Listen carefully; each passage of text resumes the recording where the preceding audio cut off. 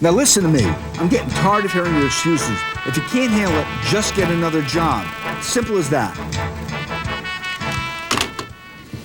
Oh,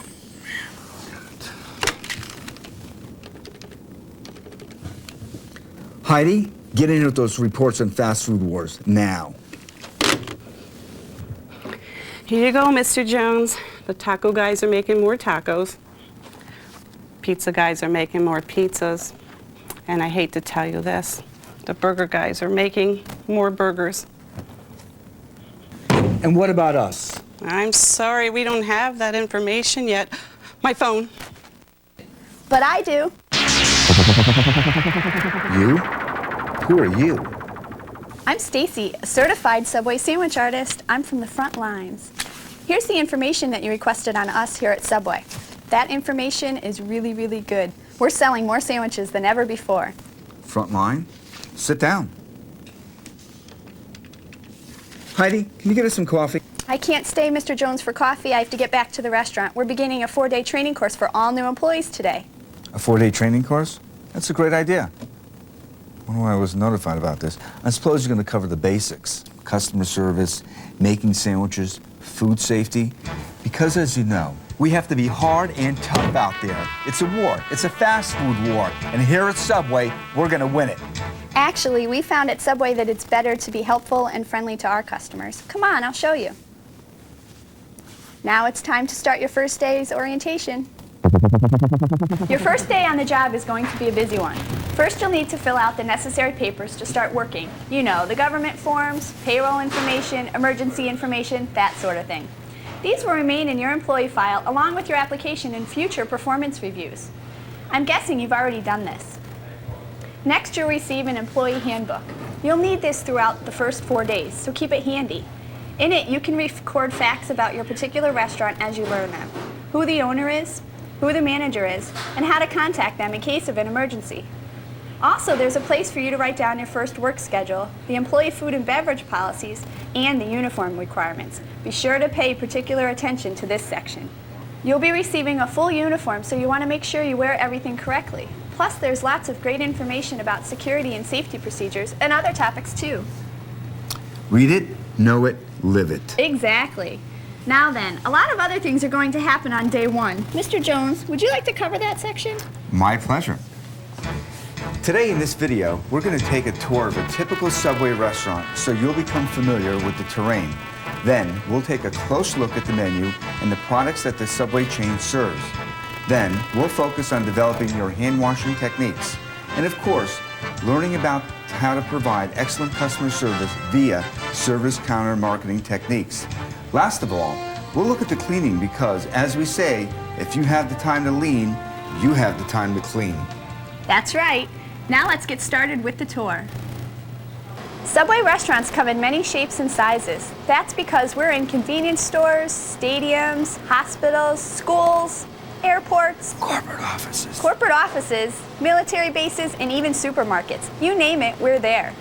With over 15,000 restaurants in nearly 80 countries, we're bound to see a lot of variety.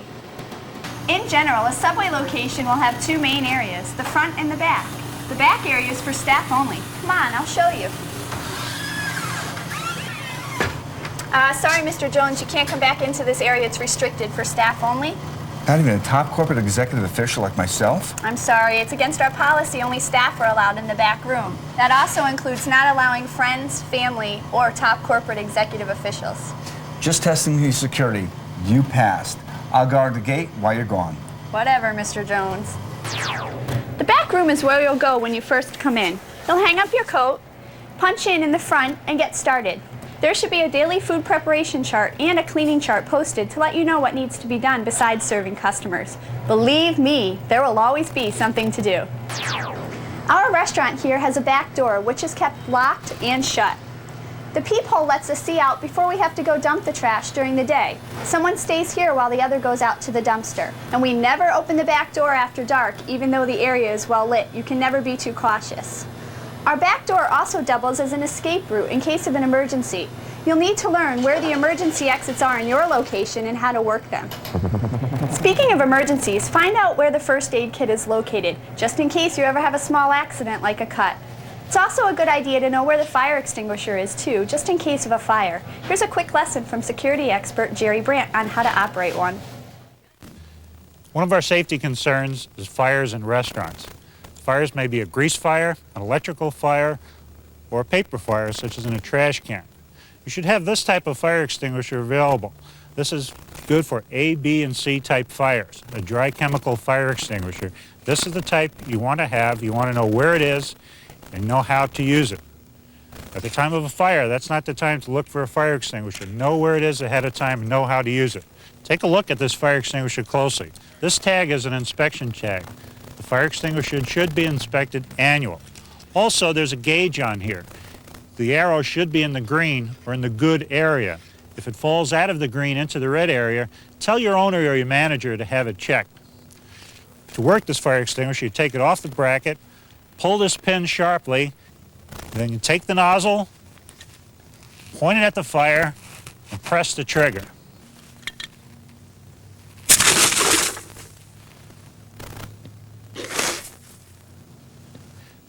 Fires can go out of control very quickly. Have a plan. Know where to evacuate to. An assembly area should be designated ahead of time, and everyone should know where to go. Know the number of emergency services. Contact your fire department immediately. Thanks, Jerry.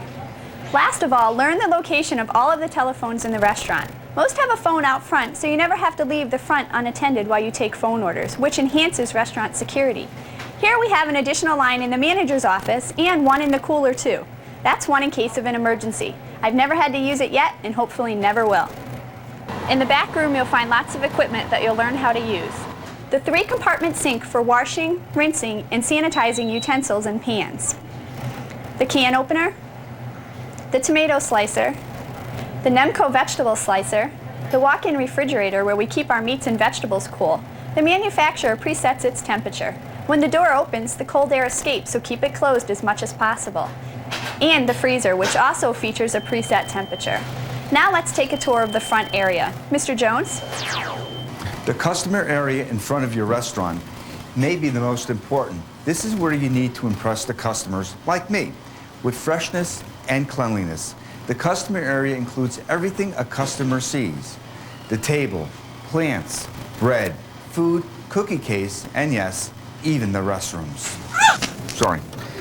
Make sure that they're cleaned and well stocked because the customers will appreciate it. The front area also includes places where customers aren't allowed. The sandwich line features the sandwich unit where we make sandwiches in front of our customers, the oven and proofer, which is where we bake fresh bread and cookies, and the microwave, which is used to heat various sandwiches and products. Rounding out the front line is the cash register area. You'll find a cash register and the restaurant safe. It's positioned right up front so you never have to leave the front unattended to make a cash drop. Our restaurant here also has a fax machine to take fax orders. And lastly, we also have an emergency button to alert authorities if something bad ever happens.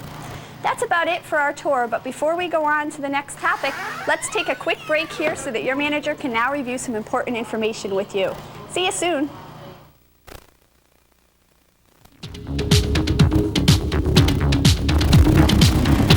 Chances are you've probably eaten at a Subway restaurant before, so you know we've got a variety of fresh food.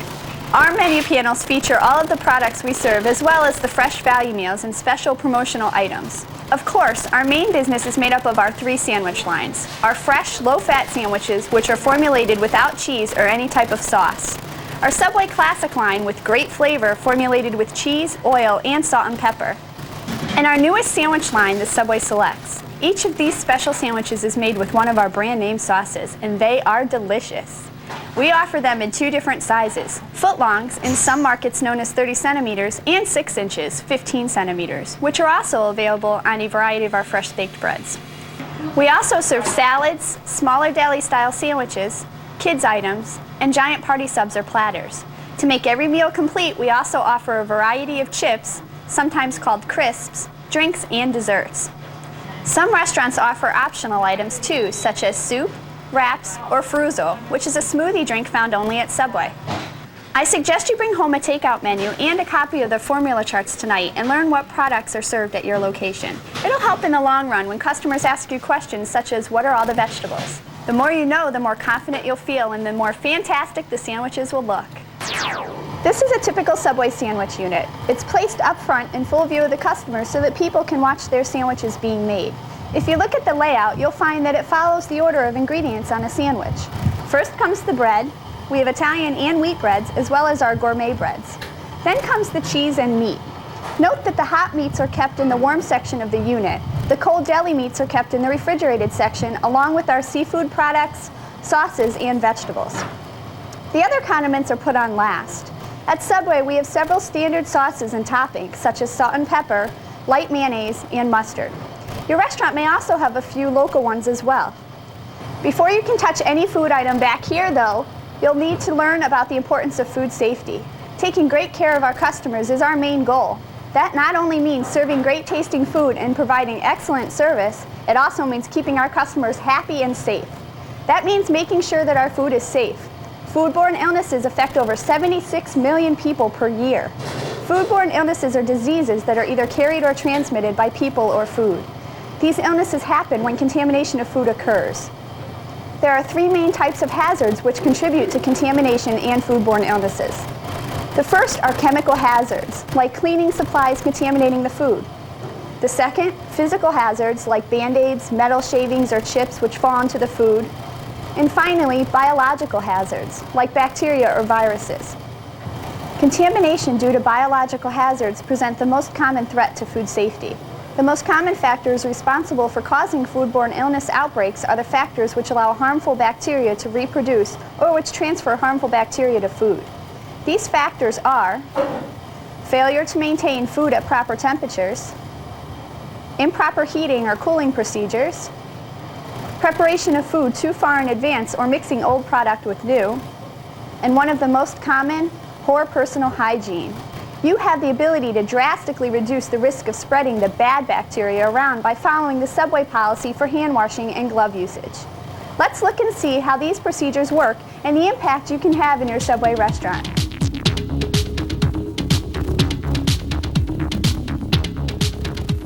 Well, we're almost ready to start making some sandwiches. We're going to be working with one of our other coworkers, Chris. Hey Chris, nice glasses. What's up with those? Thanks. Well, I know you brought some new sandwich artists with you today, and I want to make a few points about food safety. I want you to look at this restaurant in a different way. No, not that way. Okay, I want you to use your imaginations and pretend that every surface you see is contaminated with bacteria and viruses, because in fact they are. If you're having trouble, let me help. I put on my pair of sunglasses here and pretend everything blue is contaminated. As you might expect, everything's blue, and darker too. Whoa. There's not one safe place left in this restaurant. Anywhere I touch my hand gets contaminated. Of course, some areas, like my hair, face, and apron, contain more bacteria than others do. Would you like me to make your sandwich now? I hope not. At least not until my hands are thoroughly washed. Bacteria is found on all surfaces and lives within the foods we serve. Parasites and viruses can live there too. The controls and procedures set up by the company can help us eliminate the dangers these pose to our customers and ourselves. So we have to follow their guidelines or those of our local health department, whichever are more strict. Good hygiene is the first line of defense. This means you need to take a shower every day, wash your hair, wear clean clothes, that kind of thing. You need to get rid of as much dirt and bacteria from you as possible. And I'm sure your coworkers will appreciate that too. You also have to wear your hat so your hair doesn't fall into the food. And no nail polish, fake nails, or excess jewelry either. These collect dirt and can accidentally chip or fall into the food we handle. Believe me, it's happened. Yuck. Hand washing before you begin your shift and throughout the day is a must. Customers notice when you don't wash your hands out in front before making their sub. But rinsing for show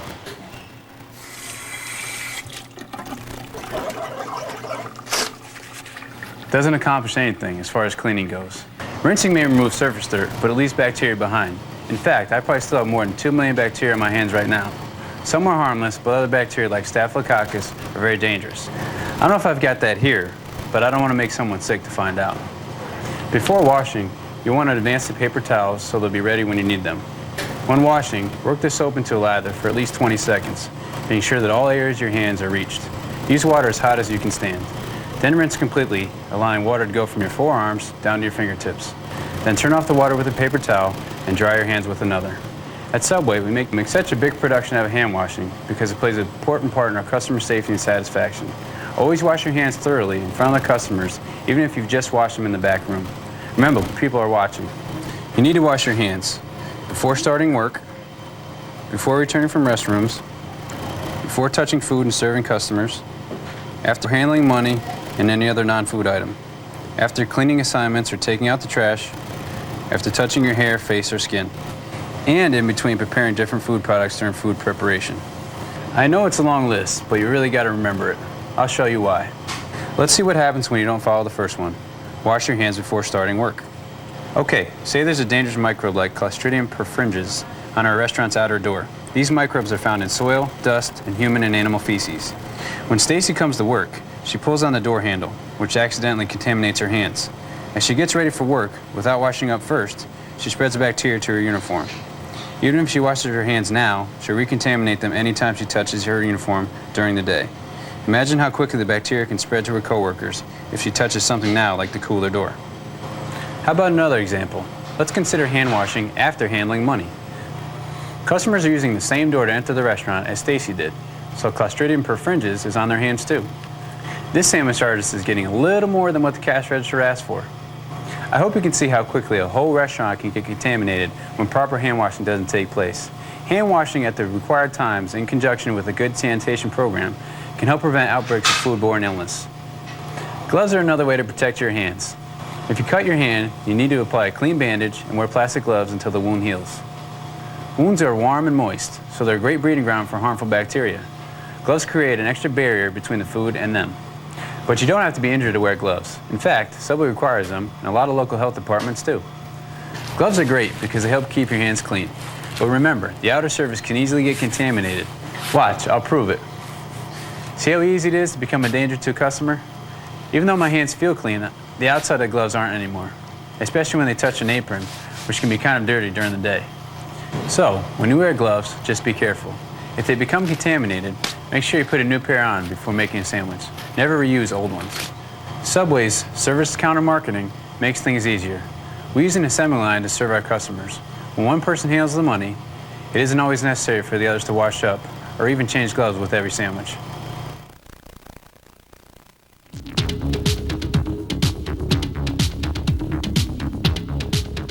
In our restaurant here, we have a priority list in the back room. The #1 item, customer service. People have a lot of choices these days, especially when it comes to choosing a place to eat. Through advertising, people in your area are probably aware of the kinds of products we serve and the Subway logo. But what makes customers decide to visit our particular restaurant again and again? It all depends on us, the sandwich artists. We have a poster, a big poster in the back of our store that says, rule #1, take care of the customer or somebody else will. And we've got 55 other eating establishments within a 1-mile radius of our store here. So I tell my employees, if we don't treat that customer walking through the door right, they're just not going to come back because they've got 55 other choices to go to for lunch, dinner, snacks, anything they want. Good customer service is a large part of good operations. That's why Subway has developed a great technique for serving customers. The technique is called service counter marketing. This technique breaks the sandwich line into 3 primary points of contact with the customer. We have named these points so that we can focus on the key part of each one. The names are the image maker, the architect, and the enhancer. Let's take a look at how they work together to achieve 100% customer satisfaction by observing a typical customer visit. It is the job of the image maker, the first sandwich artist a customer encounters upon their visit, to begin creating a positive image about Subway and the wonderful experience the customer is going to have. Hi, welcome to Subway. Would you like to try one of our Subway Select sandwiches today? At Subway, we have a 3-second rule. That means the image maker must greet customers within 3 seconds of them getting into line.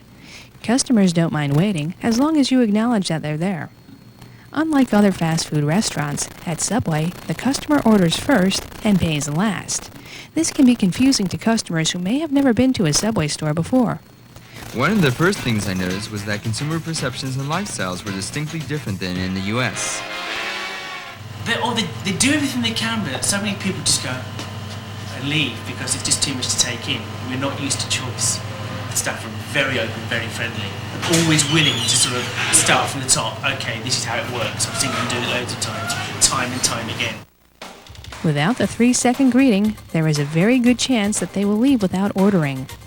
Most customers will stand in a spot where they can try to look at the menu and assess the situation before committing themselves to ordering something. This is a natural spot where roughly 95% of our customers will stand. Take note of where this spot is and train yourself to look continually there to greet customers at your store. Hi, welcome to Subway. Would you like to try one of our Subway Select sandwiches today? The image maker is also responsible for making customers feel welcome. We do this by smiling and making eye contact. It does make a difference. Hi, welcome to Subway. Could I take your order? Hi, welcome to Subway. Could I take your order? Hi, what do you want? Hi, welcome to Subway. What can I make for you today? Employees and customer service make or break a store. There's just no two ways about it. Let me give you one quick example. I mean, we could talk for hours about this, but just greeting the customer.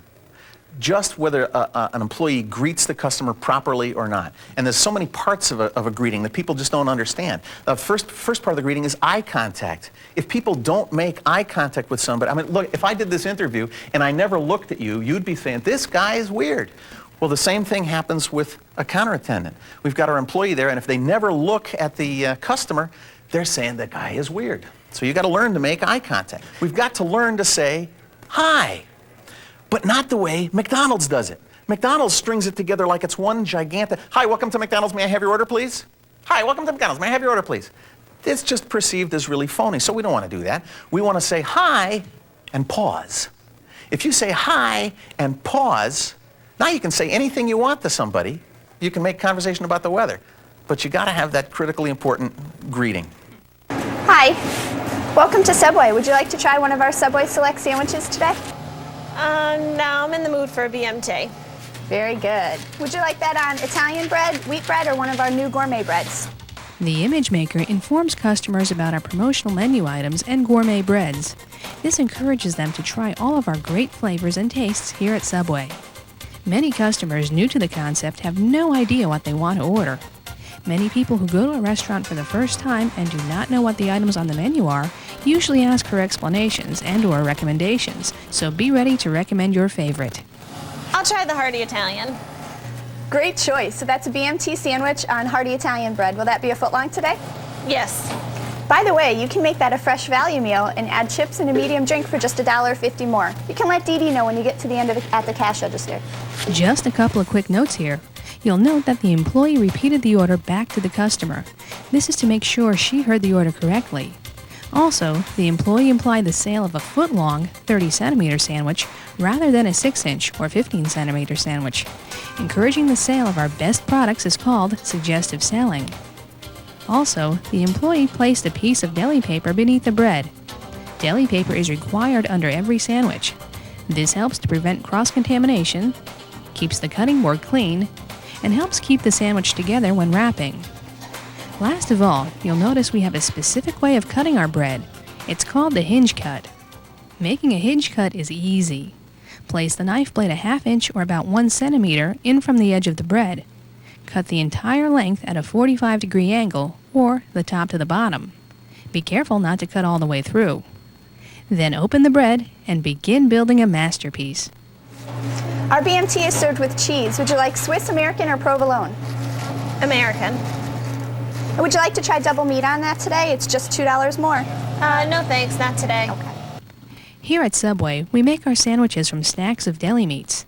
The cheese and meat are placed on the top half of the bread along with the sauce. And our veggies and other condiments go on the bottom half. Be careful with the meat and the veggies. Don't put them too far into the hinge or it'll make the sandwich difficult to close later on. And Deb will finish your order for you. At this point, the image maker will begin serving the next customer. The sandwich is then passed to the architect who will finish building this masterpiece. The architect's goal is to build a picture-perfect sub every time. I see you're having a BMT today. Good choice. Would you like mayonnaise, mustard, or one of our select sauces? I'll have mayonnaise.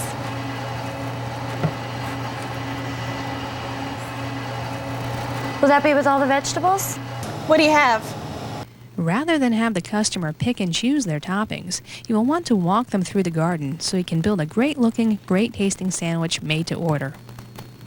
We have onions, lettuce, and tomato. Sounds good. And we have pickles, green peppers, and olives. That sounds great. The standard formula calls for the following amounts of vegetables: onions, 1 ounce or 28 grams, lettuce, 1.5 ounces or 42 grams, and then 6 of everything else: tomato wheels, pickle chips, green pepper strips, and olive slices. The veggie formula is easy to remember and can be easily divided in half for 6-inch or 15-centimeter sandwiches. The architect is also responsible for suggesting additional toppings, items that the customer might want but has not yet asked for. Would you like hot peppers on this? No thanks, not today. Would you like salt and pepper, oil and vinegar? Just salt and pepper.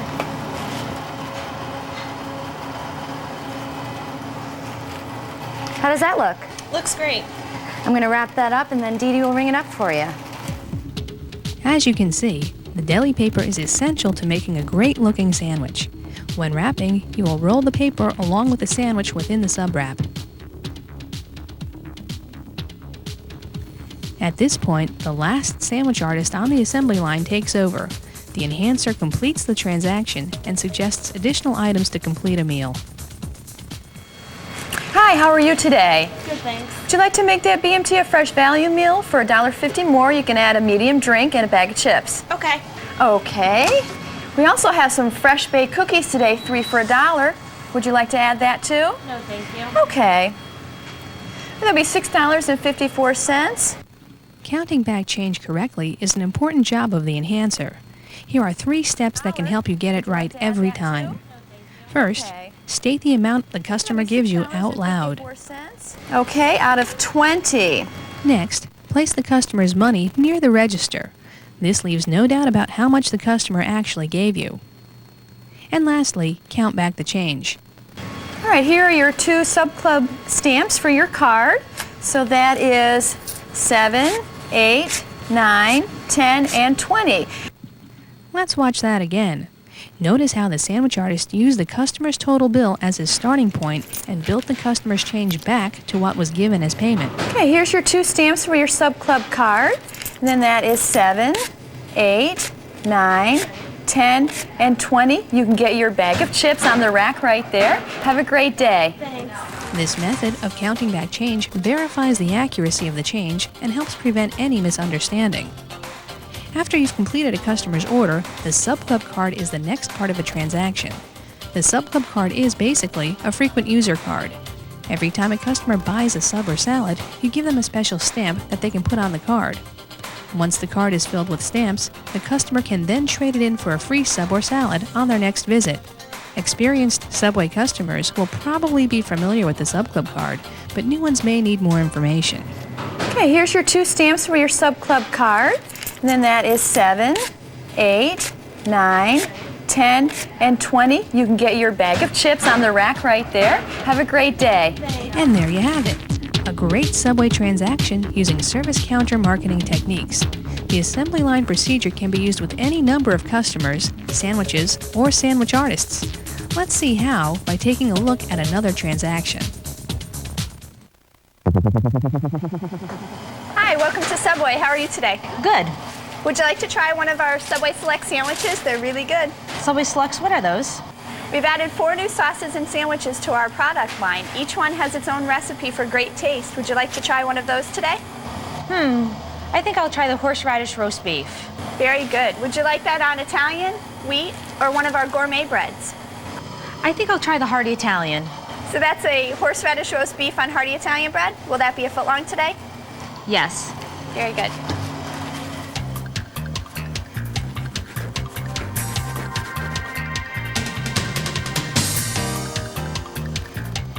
A quick note here, the customer ordered one of our new sandwiches.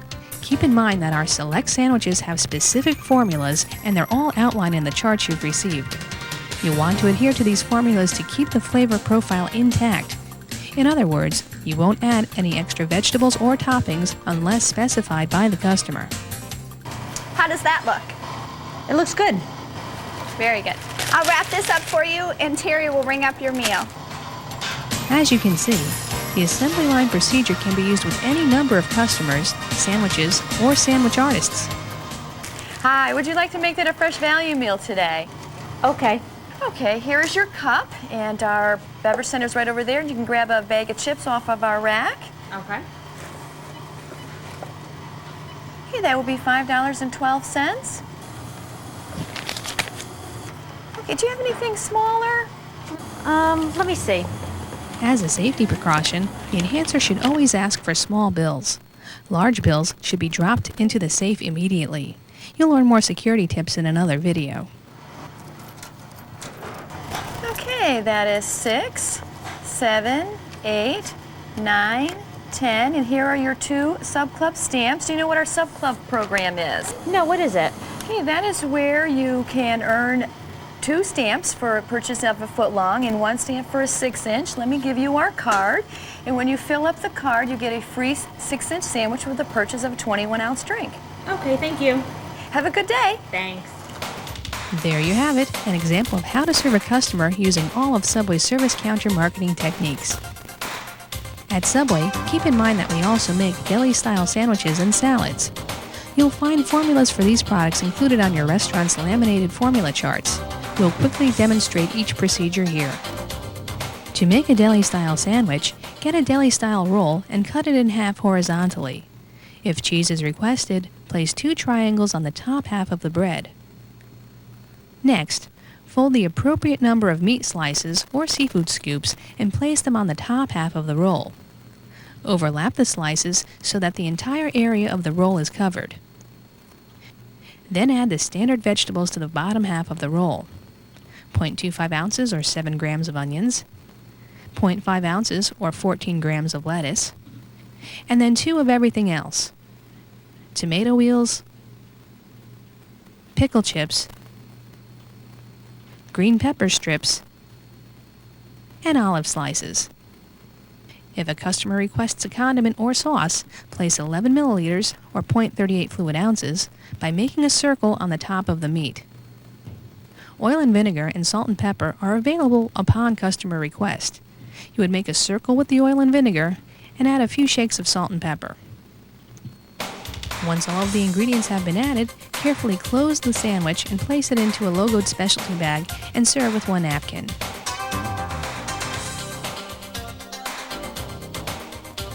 To make a salad, fill a salad bowl halfway with lettuce.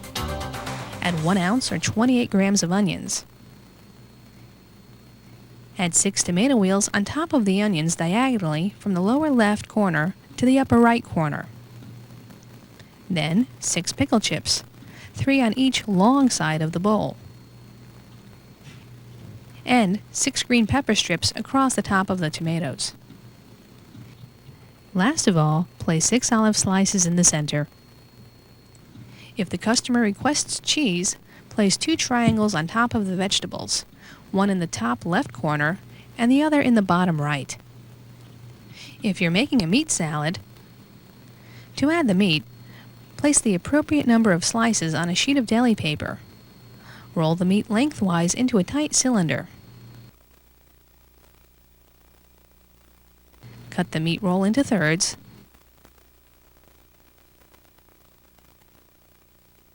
And place the rolls of meat on top in a spoke pattern. You would add optional toppings or seasonings only upon customer request. Cover the salad with a plastic lid and serve with 2 napkins, a plastic fork and knife, 1 dressing packet, and croutons or crackers, depending on your market.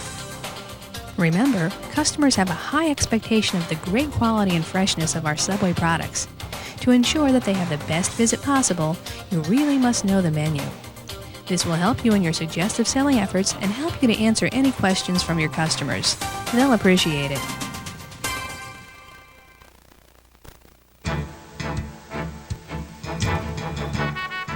When customers like me visit your restaurant, we not only expect great food, we expect things to be spick and span. And as I said before, if you have the time to lean as a Subway employee, you have the time to clean. At Subway, all sandwich artists have a responsibility to keep things clean. Some things are ongoing, like scraping the cutting board after every sandwich or wiping down the customer tables as needed. Other cleaning jobs may not be so obvious. How about those plants? Have you dusted them lately? Would your ceiling fan pass the white cloth test? Or how about the drink machine? Would I want to get a beverage out of it, or are the nozzles dirty and sticky? To find out what extras need to be cleaned in your restaurant and when, take a look at your restaurant's cleaning chart. The chart lists things that should be cleaned on a daily, weekly, and monthly basis. Remember, you have the ability to make an impact on every customer that comes into your restaurant. Make sure that impact is always a positive one. In fact, here's one last customer service tip before I go. Keep an eye out for customers who may have special needs. These type of needs could be crutches and needing additional help in getting to the table, having children to carry, or being hearing or sight impaired. Each of these special guests require that we, the sandwich artists, go the extra mile to make their experience a pleasant one. Help them to their table, verbally explain what we have to offer, or even show the product and look for customer approval before adding it to the sandwich. This completes our Day 1 training video. I'm happy to say you're on your way to becoming a certified sandwich artist. This is an employee who has outstanding customer service skills, treats every customer as a guest, is knowledgeable about Subway products, and knows how to make a picture-perfect sub. Becoming a certified sandwich artist takes time and is a very important aspect of our job. The actual certification test will take place within a month or so from today. It is a proud accomplishment, and we treat it as such. On behalf of the entire Subway family, once again, welcome, and I hope you have a great first day.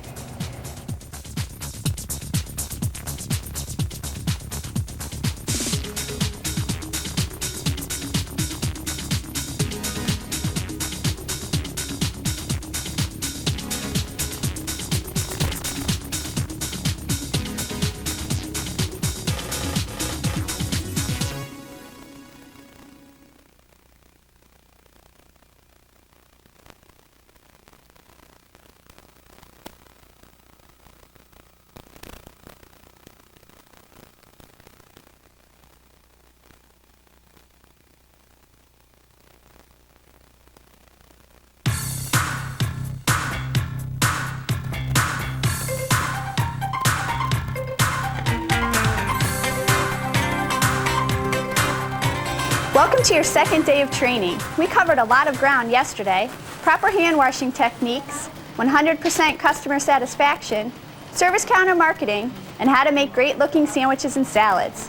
Today we're going to do even more. We'll cover how to bake Subway's great tasting breads and cookies, how to prepare vegetables and other toppings, how to work the cash register and do some of the paperwork you'll need to do.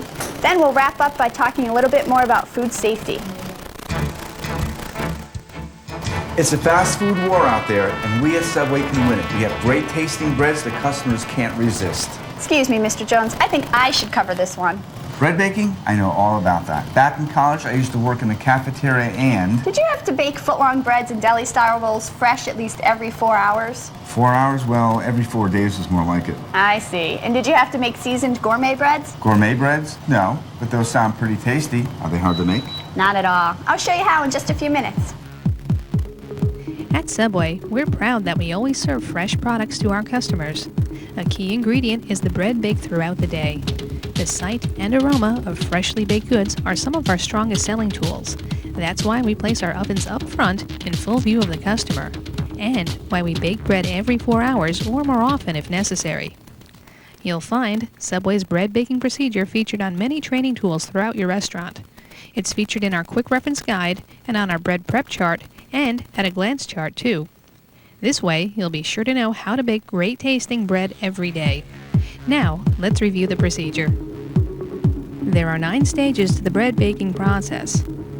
Even though we'll review these stages one by one, keep in mind they will overlap when you are baking multiple batches of bread. Panning is the process of placing the frozen breadsticks on bread forms. Remove a case of frozen breadsticks from the freezer. After making sure each pan is thoroughly clean and dry, place a clean, sanitized, and dry bread form on each tray.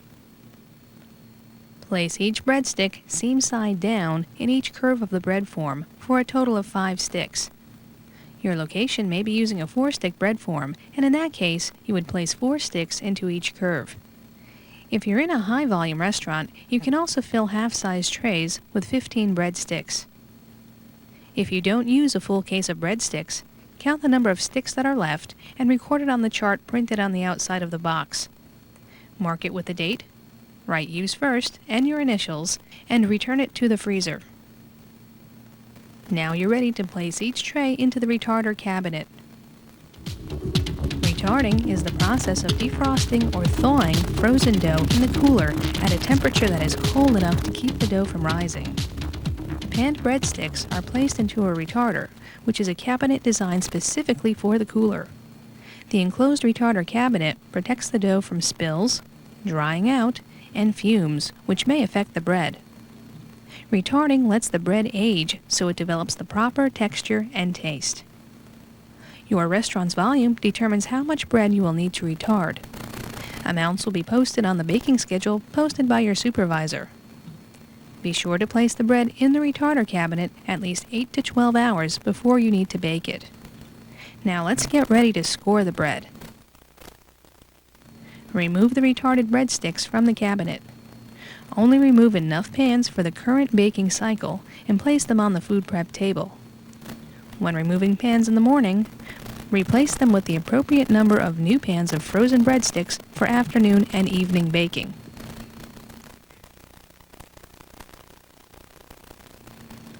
Make sure the breadsticks are seam side down in the bread forms.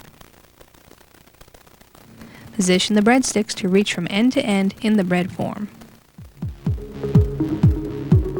Now we're ready to score the top of each breadstick. The scoring of retarded breadsticks will give each piece of baked bread the unique look of authentic home-style bread. Envision the breadstick in 5 equal sections. Next, picture a line running lengthwise down the center of the bread. Locate the intersecting points on this bread grid. Using your approved scoring knife, make 4 score marks across the intersecting points by lightly pressing the dough. Your scoring knife is specifically designed to allow for an 1/8 inch deep score mark. Each score should be approximately 1.5 inches long.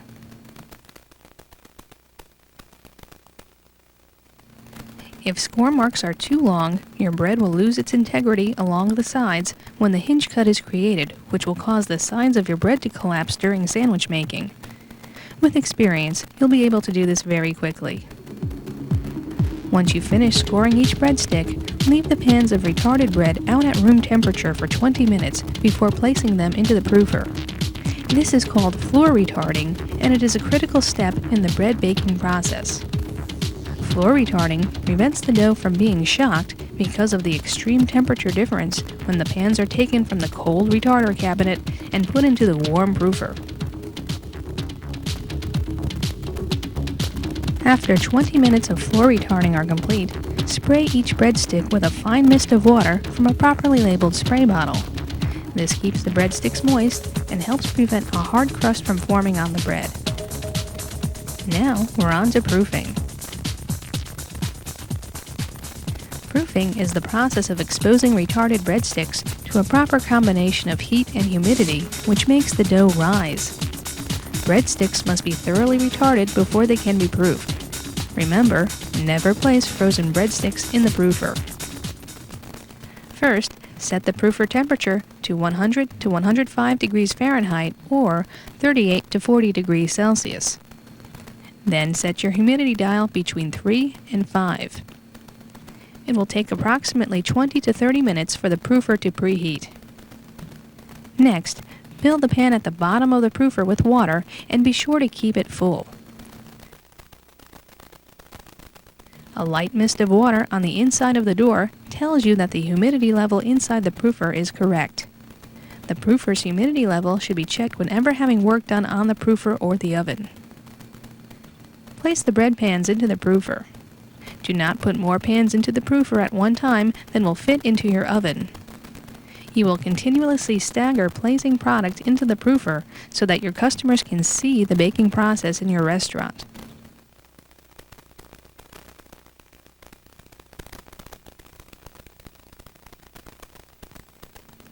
A light mist and droplets of water will develop on the inside of the proofer door. This is due to the humidity necessary for the bread to rise. If streams of water form on the inside and run down the door, the humidity level is too high and must be reduced. Proofing takes approximately 50 to 60 minutes. In the meantime, preheat your oven to 350 degrees Fahrenheit or 177 degrees Celsius. Thoroughly proofed dough should reach 75% of its desired bake size. Use your proofing template to determine if the bread has proofed to its proper size. Once proofed, your dough is ready to be baked. Baking is the process of cooking the product in an oven by dry and continuous heat.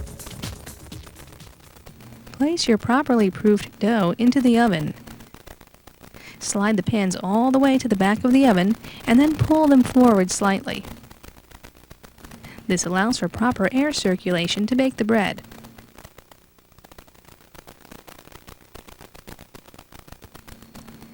Set the timer for the appropriate baking time, between 13 and 22 minutes, depending upon your oven type.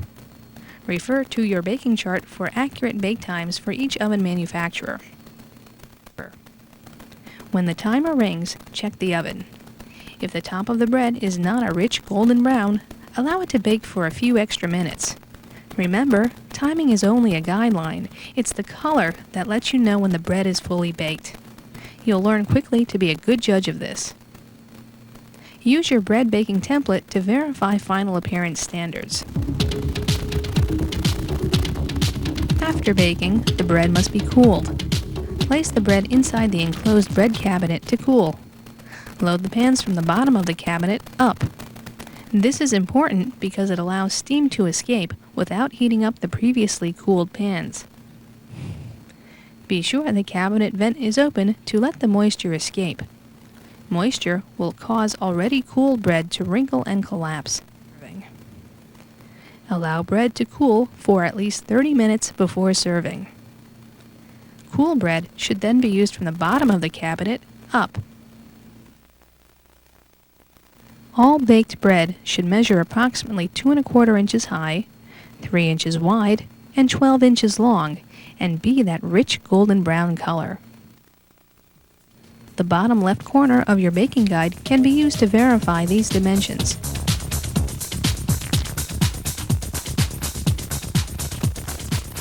Store and display fresh baked bread in the enclosed bread cabinet next to the oven.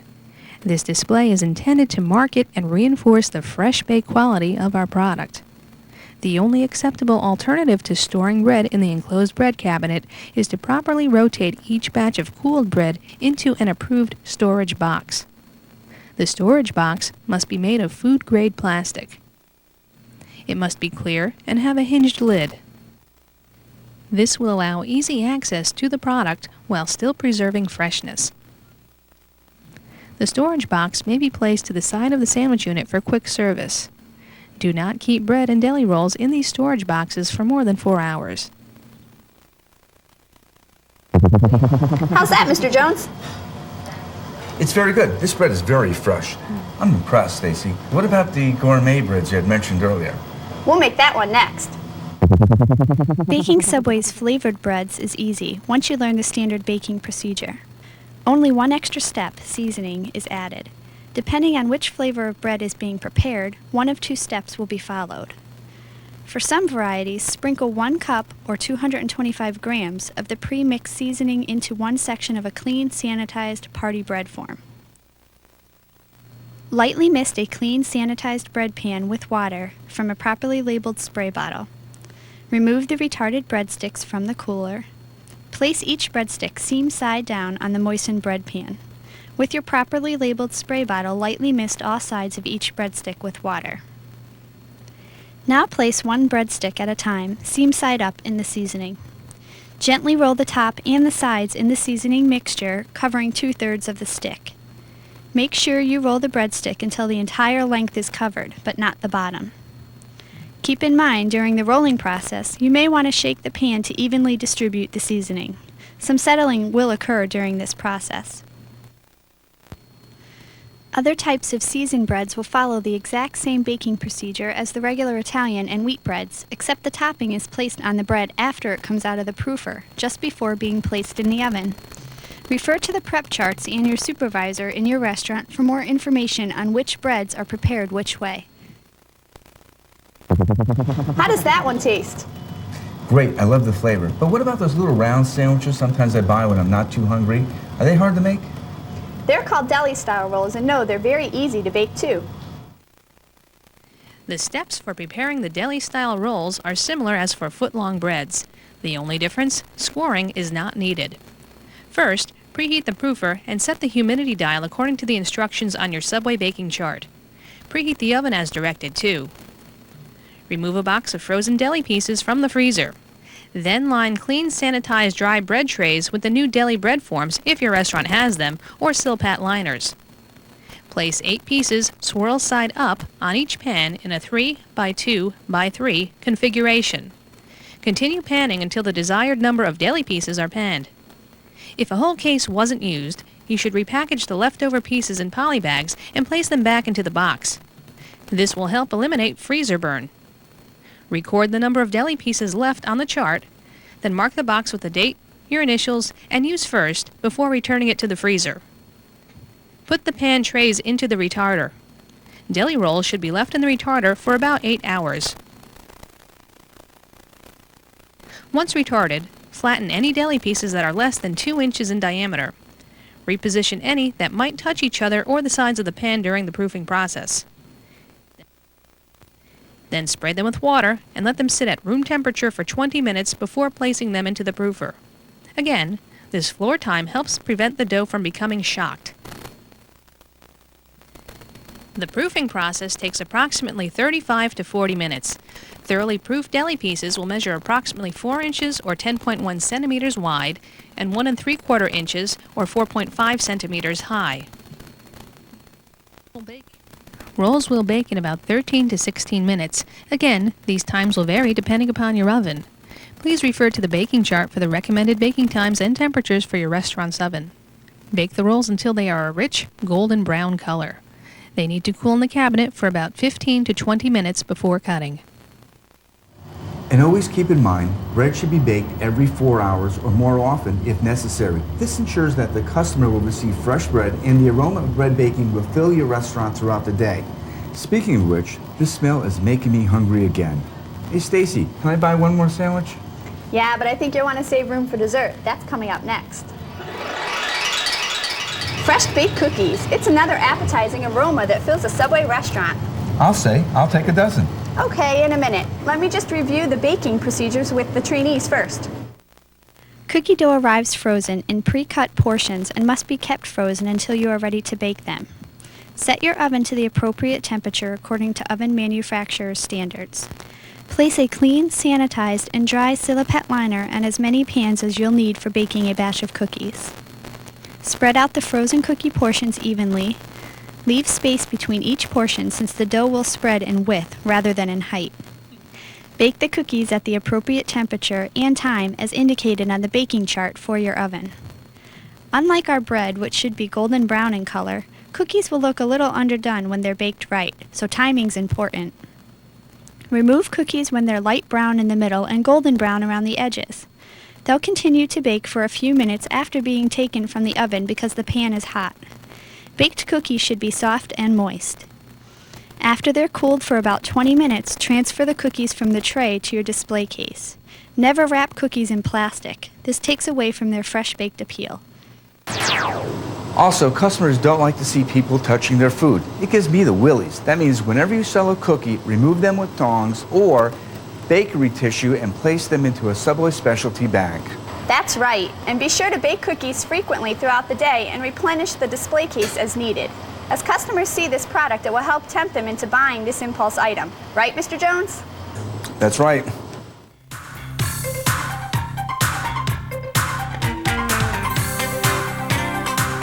Now that we've seen how to make fresh bread, it's time to learn about another important Subway ingredient, our fresh produce. Taking fresh vegetables and toppings and getting them ready for the public. Should be easy, right? Well, it is, but it also can be potentially dangerous if it's not done with food safety issues in mind.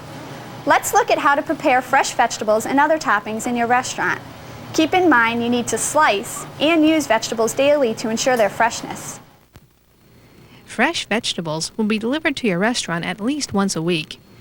You may help handle delivery inspections when you have more experience. Right now, though, we're going to focus on taking them from storage and preparing them for use out front. There are 5 types of fresh vegetables used to prepare Subway sandwiches and salads: lettuce, medium-sized green bell peppers, 6x7 red ripe or pink firm tomatoes, jumbo yellow Spanish onions, and cucumbers. You'll find most of these in your restaurant's walk-in cooler or at times on the dry shelving. Your restaurant's quick reference guide tells you how to prepare them. Remember, we only prepare enough product for one day. Basically, it's the same procedure for each: cleaning, slicing, storing. Let's use green peppers in our example. The first step is cleaning. First, you'll need to wash your hands thoroughly. Then cut the peppers in half and remove the top, seeds, and spongy inner core. Then you'll rinse them under cold running water to remove any dirt and grime. Then let them drain for a few minutes in a clean, sanitized colander. Now for the next step, slicing. Before slicing, you should refer to the quick reference guide for the proper thickness of the item you are preparing. Set the slicer to the appropriate setting, which for peppers is 1/8 of an inch thick or 3 millimeters. Now you're ready to slice. Put 2 halves into the food chamber of your vegetable slicer and cover with the protector plate. You will turn the handle while applying pressure to the push plate. After slicing, divide the peppers into as many clean sanitized 1/3 size Cambro pans as needed on top of drain plates. Then cover with plastic wrap, a lid, and mark a piece of masking tape with your initials, the date, and the time. Keep the peppers in the cooler until you're ready to use them. This helps prevent spoilage. That's it, 3 easy steps: cleaning, slicing, and storing. Keep in mind there are minor variations with each vegetable. For example, to clean tomatoes, you'll need to rinse and drain them in a clean, sanitized colander, then remove their cores with a tomato corer. To clean onions, you'll need to peel away the outer skin and cut out the core before rinsing and draining them in a clean, sanitized colander. To clean cucumbers, you'll need to cut off and discard the ends before rinsing and draining them in a clean, sanitized colander. Most vegetables will be sliced in the Nemco slicer according to the settings printed on your restaurant's quick reference guide. Remember, the food chamber of the slicer is small. You need to cut a vegetable in half before placing it into the chamber in order to allow it to fit. Tomatoes are the only fresh vegetable that requires a special slicer. To slice a tomato, place one into the unit with its core side down.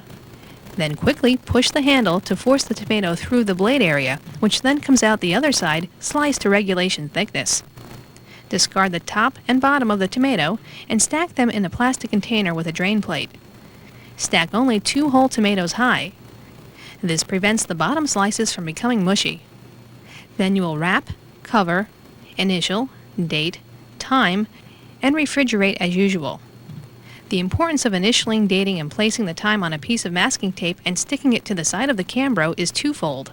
We place the tape on the Cambro and not on the saran wrap because once the saran wrap is discarded and the Cambro container is placed in the sandwich unit, the date and time are then missing. If written directly on tape that is attached to the Cambro, this information is present until the pan is emptied and cleaned. The importance of placing the time as well as the date and initials is because each of the vegetables we spoke about has a certain shelf life. Shelf life means the vegetables must be used within a certain amount of time from the time it's prepared or it must be discarded. All vegetables have a shelf life of 36 hours, except for cucumbers, which will only last 24 hours. This way, if green peppers are prepared on 8/24 at 5:05 p.m., we can tell on 8/25 at 6 o'clock p.m. we can still serve them. Along with our fresh vegetables, the Subway chain also carries other toppings too. Pickles and olives arrive already sliced, but they must be drained. Pickles are packaged in brine in a plastic flex pack. They may be stored at room temperature prior to opening the packaging. After opening, however, they must be refrigerated. To open the corner of the flex pack and squeeze until almost all of the brine is drained. This is the same procedure to drain hot peppers, which come delivered in a glass jar. Leave a small amount of brine in the bag so your pickles don't dry out. Place the pickle chips into a clean, sanitized plastic container and cover, initial, date, and refrigerate. To prepare Subway olives, first take a can using FIFO rotation and wipe off the lid with a clean cloth. Then open the can all the way, leaving the lid in place. Make sure there are no metal shavings in the product. Then, holding the lid like so, drain the liquid from the olives. Again, leave a little bit to prevent drying. Pour the olives into two 1/6 size pans and cover, initial, date, and refrigerate. Remember, before placing any product into the sandwich unit, it must be pre-chilled. We also offer a salt and pepper mixture to add additional flavor to our sandwiches and salads. To make the mixture, combine 3 pounds or 1.4 kilograms of salt with 1/2 pound or 227 grams of black pepper. Mix the seasonings in a clear, dry container and cover. Label with the time, date, and your initials and place onto the dry storage shelving. Now that we've completed vegetable and other topping preparation, let's take a minute to review our food safety precautions. Even though fresh produce and toppings are not generally considered potentially hazardous, they can become dangerous if they're not handled properly. For example, dust, dirt, pesticides, parasite eggs, all of these may be found on the surface of fresh vegetables. That's why when you clean them, you do so one at a time under cold running water. Fresh produce can also be contaminated by physical hazards, broken glass, chemicals not stored properly, hair, false fingernails. All of these can accidentally fall into food and make people sick. That's why you always have to try to prevent this from happening by washing hands and wearing gloves whenever handling any food item. And lastly, there's the threat of cross-contamination. This occurs when harmful bacteria from a potentially hazardous product, like tuna, are transferred to a normally non-hazardous product, like mayonnaise. That's why you should prepare only one food product at a time, and why you should wash your hands, and wash, rinse, and sanitize all of your utensils and food contact surfaces in between preparing each product. For instance, never use the same utensils to stir the steak and then the meatballs. Fresh toppings play a major role in satisfying our customers. The vegetables we have covered have been carefully selected to add visual appeal and great taste, as well as crunch and texture to our products. Remember to prepare only enough veggies for one day's use. That way, all of your customers will always have the freshest possible product.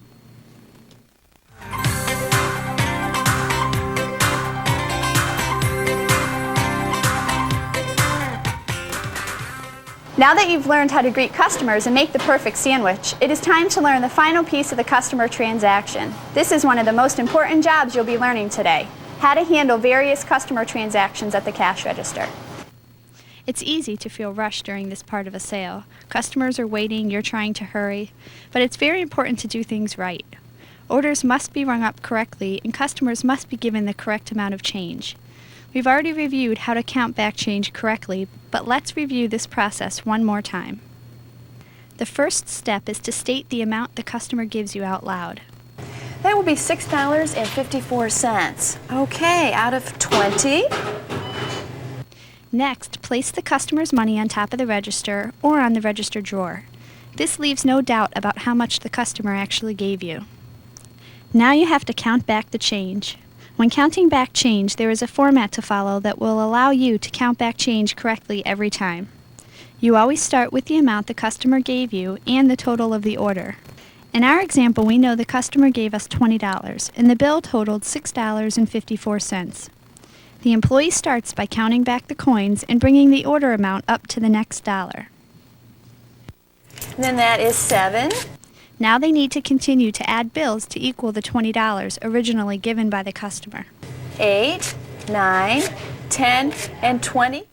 By doing this, the customer is able to realize they are receiving accurate change, and the employee can double-check they have counted the change correctly. Notice that the employee completes the transaction with customer, then immediately places the bill into the cash drawer. Wow, you're really smart. Thanks. Actually, counting back change may seem confusing now, but once you get into the habit of doing it, it's very simple. So is the Subway paperwork, which we're going to review next.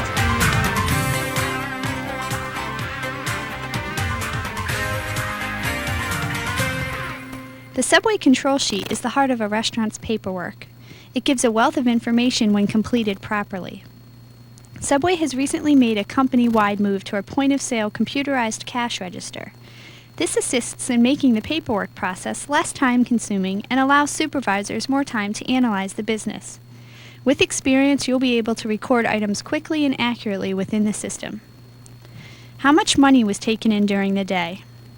How much money was supposed to be taken in during the day? How many breads, plates, and delis were used? How many should have been used? These are questions a supervisor is concerned with on a daily basis. The following are steps you as a sandwich artist can take to help keep track of these items during your shift. The most important aspect of Subway paperwork to a sandwich artist is the cash-in procedure. A cash-in is an accounting procedure used to account for all money and bread, plates, and deli rolls handled during an employee's shift. It only takes about 5 minutes to do and helps verify the information recorded on the control sheet. An employee should do a cash-in at the end of each shift. An accurate account confirms prior errors and establishes the exact quantity of cash, breads, plates, and deli rolls that the incoming employee is responsible for. An accurate cash-in can help protect you if a question ever arises regarding missing breads or money during your shift. There are two main areas on a cash-in report: cash control and bread, plate, deli control. Cash control answers two questions: how much money was taken in, and do I have all of the money I'm supposed to at this time? Then comes bread, plate, deli control. The information recorded here answers two questions: how many breads, plates, and delis were used today, and can we account for all the breads, plates, and delis used? Now let's walk through a cash-in procedure. In order to complete this section of the paperwork, every single bread and all money in the restaurant must be physically counted. While walking through the restaurant, these are the areas that should be added to the counts: all breads in the freezer, retarder, floor retarding area, proofer, oven, storage cabinet, and bread cabinet, as well as all money in the cash register drawer, loose coin, change fund, and gift certificates available for sale. Once this process is complete, you can then enter the information into the POS system. Your supervisor can walk you through this process. Once the entering of the counts is complete, the system will print a report that shows the difference in bread sold versus used, as well as any money variances that may have occurred during that shift. Another sandwich artist's responsibility during all shifts is to make hourly deposits to the safe. Hourly deposits must be made to keep the amount of money in the register to a useful minimum. This is for your safety and security and helps protect the cash coming in. The POS system has a special deposit section for recording money removed from the register drawer. Keep in mind, immediate deposits should be made whenever a larger bill is received. You'll record these in the POS system as needed. It's not always the case that cash will be received when an order is being rung out. Customers may also present a full Sub Club card for redemption or a gift certificate. When a gift certificate is redeemed, it is treated as cash, which means if a customer gives you a $5 gift certificate, it's as if they just handed you a $5 bill. The order is then rung out, the correct change is given back to the customer, and the sandwich artist deposits the gift certificate immediately into the safe. In the deposit section in the comment area, they would state that a gift certificate had been redeemed. When a Sub Club card is redeemed, the customer will receive a free 6-inch or 15-centimeter size sandwich of any variety with the purchase of a 21-ounce soft drink. The total amount that needs to be collected from the customer is the price of the 21-ounce soft drink and any additional items being purchased. On your cash register, you will have a specific discount button to be used when a Sub Club card is redeemed. Your supervisor can review where this button is located. Everybody makes mistakes, right? So what would happen if you were to ring up a sale as a turkey footlong when actually it was a BMT footlong? In this case, you would need to prepare an adjustment, which corrects the sale in the system and therefore creates accurate records. It is important to keep track of these by printing the receipts for the incorrect transaction. For further information on how adjustments are handled in your restaurants, please review these procedures with your supervisor. To accurately account for bread, you'll need to track BPD credits as they occur during the day. These are bread, plate, and delis that have been used but not recorded by the cash register.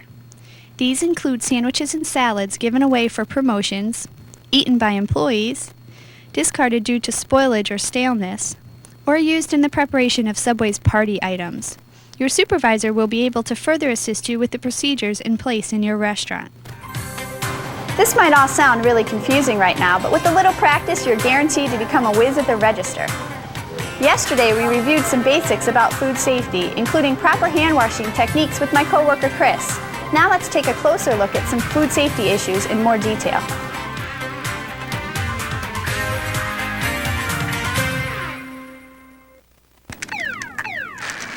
I love video games. They're exciting, fun, challenging. You gotta know the rules of the game inside and out to make it safely to the next level. Ah, that was a stupid move. Let me try this again. You might think it's strange for the Subway chain to start the food safety section with me playing a video game, but it was my idea. You see, I'm a sandwich artist, just like you. And to me, food safety is a lot like a video game. You start off your day and everything's fine, but the choices you make as you work affect the safety of the food you serve to customers. The main bad guys here are bacteria and viruses, nasty characters with long, weird names that cause people to get sick from the food they eat. You can even say they've got special powers. They're invisible because they're so small, and worse, they're hard or even impossible to kill. Of course, it's up to us, the sandwich artists, to protect ourselves and our customers from the bad guys. After all, people can get sick or even die from foodborne illness. And there's no resetting the game in real life. Now let's take a trip to my Subway restaurant, and I'll show you the basics of how to play it safe while on the job. Yesterday, we began looking at our restaurants in a different way. No, not that way. Wise guys. Remember, we used our imaginations and my pair of sunglasses, and we pretended that every surface we saw was contaminated with bacteria, because in fact they are. We pretended that everything blue was contaminated, so anywhere I touched my hand got contaminated too. The good news was we found we had two weapons on our side to battle foodborne illness. Our first line of defense was good hygiene, which involved good hand washing techniques. I know good hygiene is not as flashy as a sword in Zelda, but is very effective as a weapon against foodborne illness. Gloves are another weapon we discussed yesterday. Gloves are great because they help keep your hands inside clean. But remember, the outer surface can easily get contaminated. I'll prove it again. See how easy it is to become a danger to customers? Even though my hands feel clean, the outside of the gloves aren't anymore, especially when I touch my apron, which can get kind of dirty during the day. So, if you wear gloves in your restaurant, be careful. If they become contaminated, make sure you put on a new pair before making a sandwich. Never reuse old ones. Subway Service Counter Marketing makes things easier. We use an assembly line. When one person handles the money, it isn't always necessary for the others to wash up or change gloves with every sandwich. Okay, now where were we? That's right, more good news. We've got 3 more weapons on our side: time and temperature, equipment, and chemical sanitizers. Let's review them one at a time. Bacteria loves 2 things, time and temperature. Well, they also love moisture and acidity, but that's more involved. And this isn't a biology class. To put it simply, the more time you let harmful bacteria grow in an ideal temperature, the more they multiply and become more dangerous. The danger zone is between 40 and 140 degrees Fahrenheit, or 4.4 and 60 degrees Celsius. In Subway terms, this means we have to keep hot foods hot and cold foods cold. No exceptions. You can tell how hot or cold a product is by checking its temperature with the restaurant's food thermometer. Remember, the probe has to be cleaned and sanitized with an alcohol swab before and after each use to keep it clean. Okay, let's talk about equipment next. In order to maintain proper temperatures, you need to understand how certain pieces of equipment work around your restaurant. Your cooler and freezer are preset to their proper temperatures by their manufacturers. Opening and closing their doors, however, causes the air temperatures inside to vary. You've probably noticed these thermometers on the outside. They tell you how cold it is inside the unit. So like Mom always says, keep the door closed. You also have to keep the air inside moving around, so the cold air doesn't bunch up in one place. Don't cut off circulation by lining the wire shelves, placing product in front of the air vents, or by wedging cartons against the wall. Leave a few inches of breathing room instead, so air can circulate. And keep items 6 inches or 15 centimeters off the floor for the same reason. Besides, most health departments require it. Your sandwich unit is designed for temporary holding and serving of Subway products. The unit is not designed to raise or lower temperatures, it only maintains them. This means cold foods must go into the unit cold and hot foods must go into it hot. No exceptions. You'll find more details about preparing products in Chapter 10 of your restaurant's operations manual or the quick reference guide. To make sure the unit is working properly, you'll need to take food temperature readings many times throughout the day and adjust the controls as needed. Here's a quick tip. Try to keep foods covered as much as possible in the sandwich unit. Exposure to room temperature air can cool down hot foods and warm cold ones up. This will help prevent that. Okay, the last weapon we've got in our battle against foodborne illness are sanitizers. These are chemicals that will kill bacteria when properly used. Washing helps remove dirt and bacteria. Rinsing removes soap and impurities. But only sanitizing kills bacteria, which helps prevent cross-contamination. Cross-contamination is the transfer of harmful microorganisms from one food product to another. As we saw earlier, hands are a big culprit, but so are the surfaces that touch our food in your restaurant. Cutting boards, slicers, meat thermometers, utensils, pans, etc. These all come into contact with more than one food item throughout the day, so they're potential carriers of dangerous bacteria. That's why the company recommends you only prepare one food product at a time, and why you have to wash, rinse, and sanitize all the contact surfaces in between each one. For example, if you slice green peppers, you have to wash, rinse, and sanitize your slicer before slicing onions. Ironically, chemical sanitizers can also contaminate food when not used properly, so too much of a good thing isn't all that good. Always use sanitizers and other chemicals according to the manufacturer's directions, and never mix different cleansers together. This can be very dangerous. Now, let's quickly review the situation we sandwich artists are in, my style. Then we'll try to figure out what went wrong in the situations that follow. You are a Subway sandwich artist. It is your mission to conquer the evil bacteria that is present in your restaurant. These villains are powerful and invisible. They pose a constant threat to you and your customers.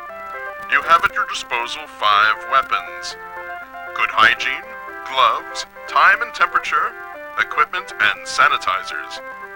Good luck on your mission. A case study. Suk arrived for the late shift not feeling very well. He started working quickly. He didn't think his slight cough and fever were serious, but his manager did. She told Suk to go home and get some rest before he got worse. An hour later, Debbie noticed a ham stack out on the counter and immediately placed it back in the cooler. The next morning, Suk did get worse, and he called in sick. The restaurant received an order for a party platter with ham sandwiches for a business luncheon for later that day. The platter was made quickly and kept on the counter until the secretary arrived later to pick it up. It was a long, hot drive back to the office. The ham sandwiches sat on the table until the meeting was over.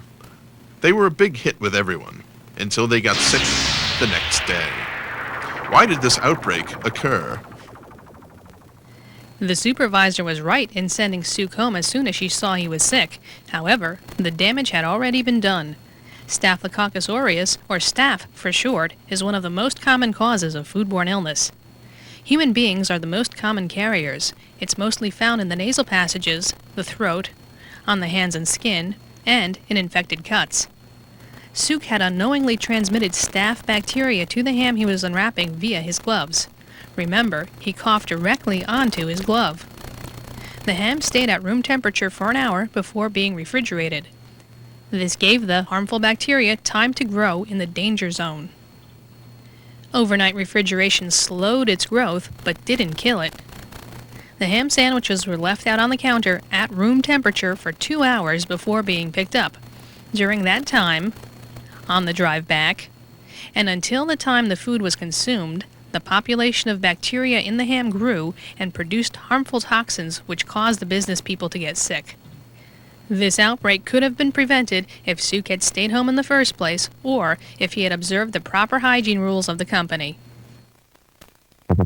I'm sure you realize that time and temperature were also a part of the problem. In fact, I don't think I mentioned this before, but there's a very important point here. It only takes 4 hours for food in the temperature danger zone to become contaminated with bacteria and toxins. This means total time since it was made.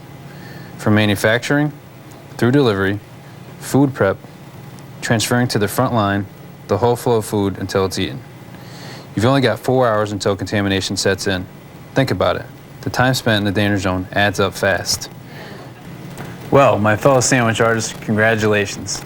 You realize there were problems with the contaminated gloves and time and temperature controls. Now let's reset our game and face another challenge. You are a Subway sandwich artist. It is your mission to conquer the evil bacteria that is present in your restaurant. These villains are powerful and invisible. They pose a constant threat to you and your customers. You have at your disposal 5 weapons: good hygiene, gloves, time and temperature, equipment, and sanitizers. Good luck on your mission. A case study. Cindy had to prepare tuna. She flaked the product into a clean, sanitized bowl and proceeded to measure the light mayonnaise with a cup. As she began mixing, she realized she hadn't gotten all of the mayo out of the cup. So she made up for the difference by spooning a little more out from the jar. She promptly divided, covered, initialed, dated, and refrigerated the final product. And she also refilled the mayonnaise bottles. A few days later, everyone who ordered extra mayonnaise got sick with salmonella. What had caused this outbreak? Improper sanitation was the cause. When Cindy needed more light mayonnaise, she did not get a clean sanitized spoon. She used the one she had been using for mixing. The bacteria in the tuna in the refrigerator was maintained at a safe temperature, so the bacteria remained harmless. In the mayonnaise bottles, however, the salmonella thrived at room temperature and grew poisonous. Employees thought the mayonnaise looked fine. It wasn't. Whoever ordered extra mayonnaise also got something else, a dose of toxic bacteria, which caused the outbreak of foodborne illness. Congratulations once again. I knew you could figure it out. Improper use of sanitizers, or rather not using one at all, was the culprit in this case. Cross-contamination is a big danger in our industry. Cross-contamination is when bacteria and microbes travel from one food to another by hitching a ride on food contact surfaces or equipment. That's why we must always wash, rinse, and sanitize our knives, cutting boards, and pans. In short, everything that touches our food in our restaurant. It's also why we must never mix old products with new, nor cold products with hot. Following these basic sanitary rules can help us prevent cross-contamination. If not, we'd never know if cross-contamination occurred, until it was too late. And again, our time and temperature weapon was not used properly either. Harmful bacteria was allowed to flourish in the danger zones for several hours. Well, my fellow sandwich artists, or should I say fellow players, it seems you have what it takes to conquer the challenges of food preparation. Outbreaks of foodborne illness can happen at any time, anywhere, and unfortunately, they're becoming more common these days. Contamination is dangerous, so we have to make foods correctly, for our safety and for the safety of our customers, and the reputation of the Subway chain. Now that you've learned the basics of how to play the food preparation game safely, and you've made it through the first level, it's time to move on to the next one. Be sure to ask your supervisor for more direction on how to combat foodborne illness in your restaurant. Well, we've covered a lot of ground today. Congratulations on completing day number 2 of your training. Things will start to become clearer as you actually start doing the procedures we've reviewed, like bread baking and doing a cash-in. Believe me, they seem a lot worse than they actually are. I'm sure you'll get the hang of it in no time. Because it's a war. It's a fast food war. And here at Now Subway, what is he up we're going to win to? it. Gotta go.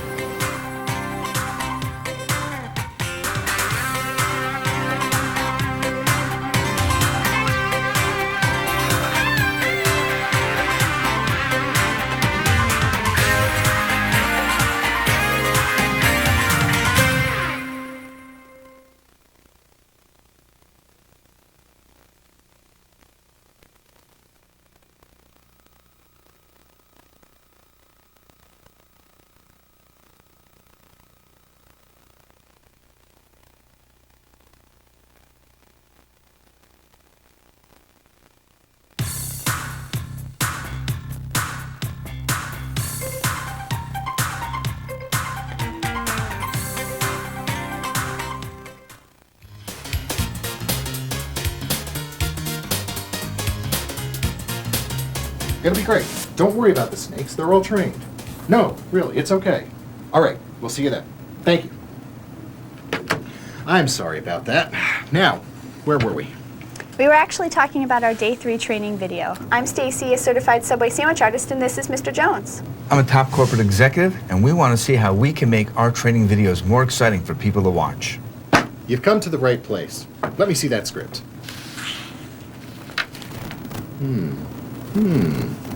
Subway. Subway. Mr. Jones, I don't know if this is going to work. Let's give him a chance. They say he's really good at making videos. Let's see.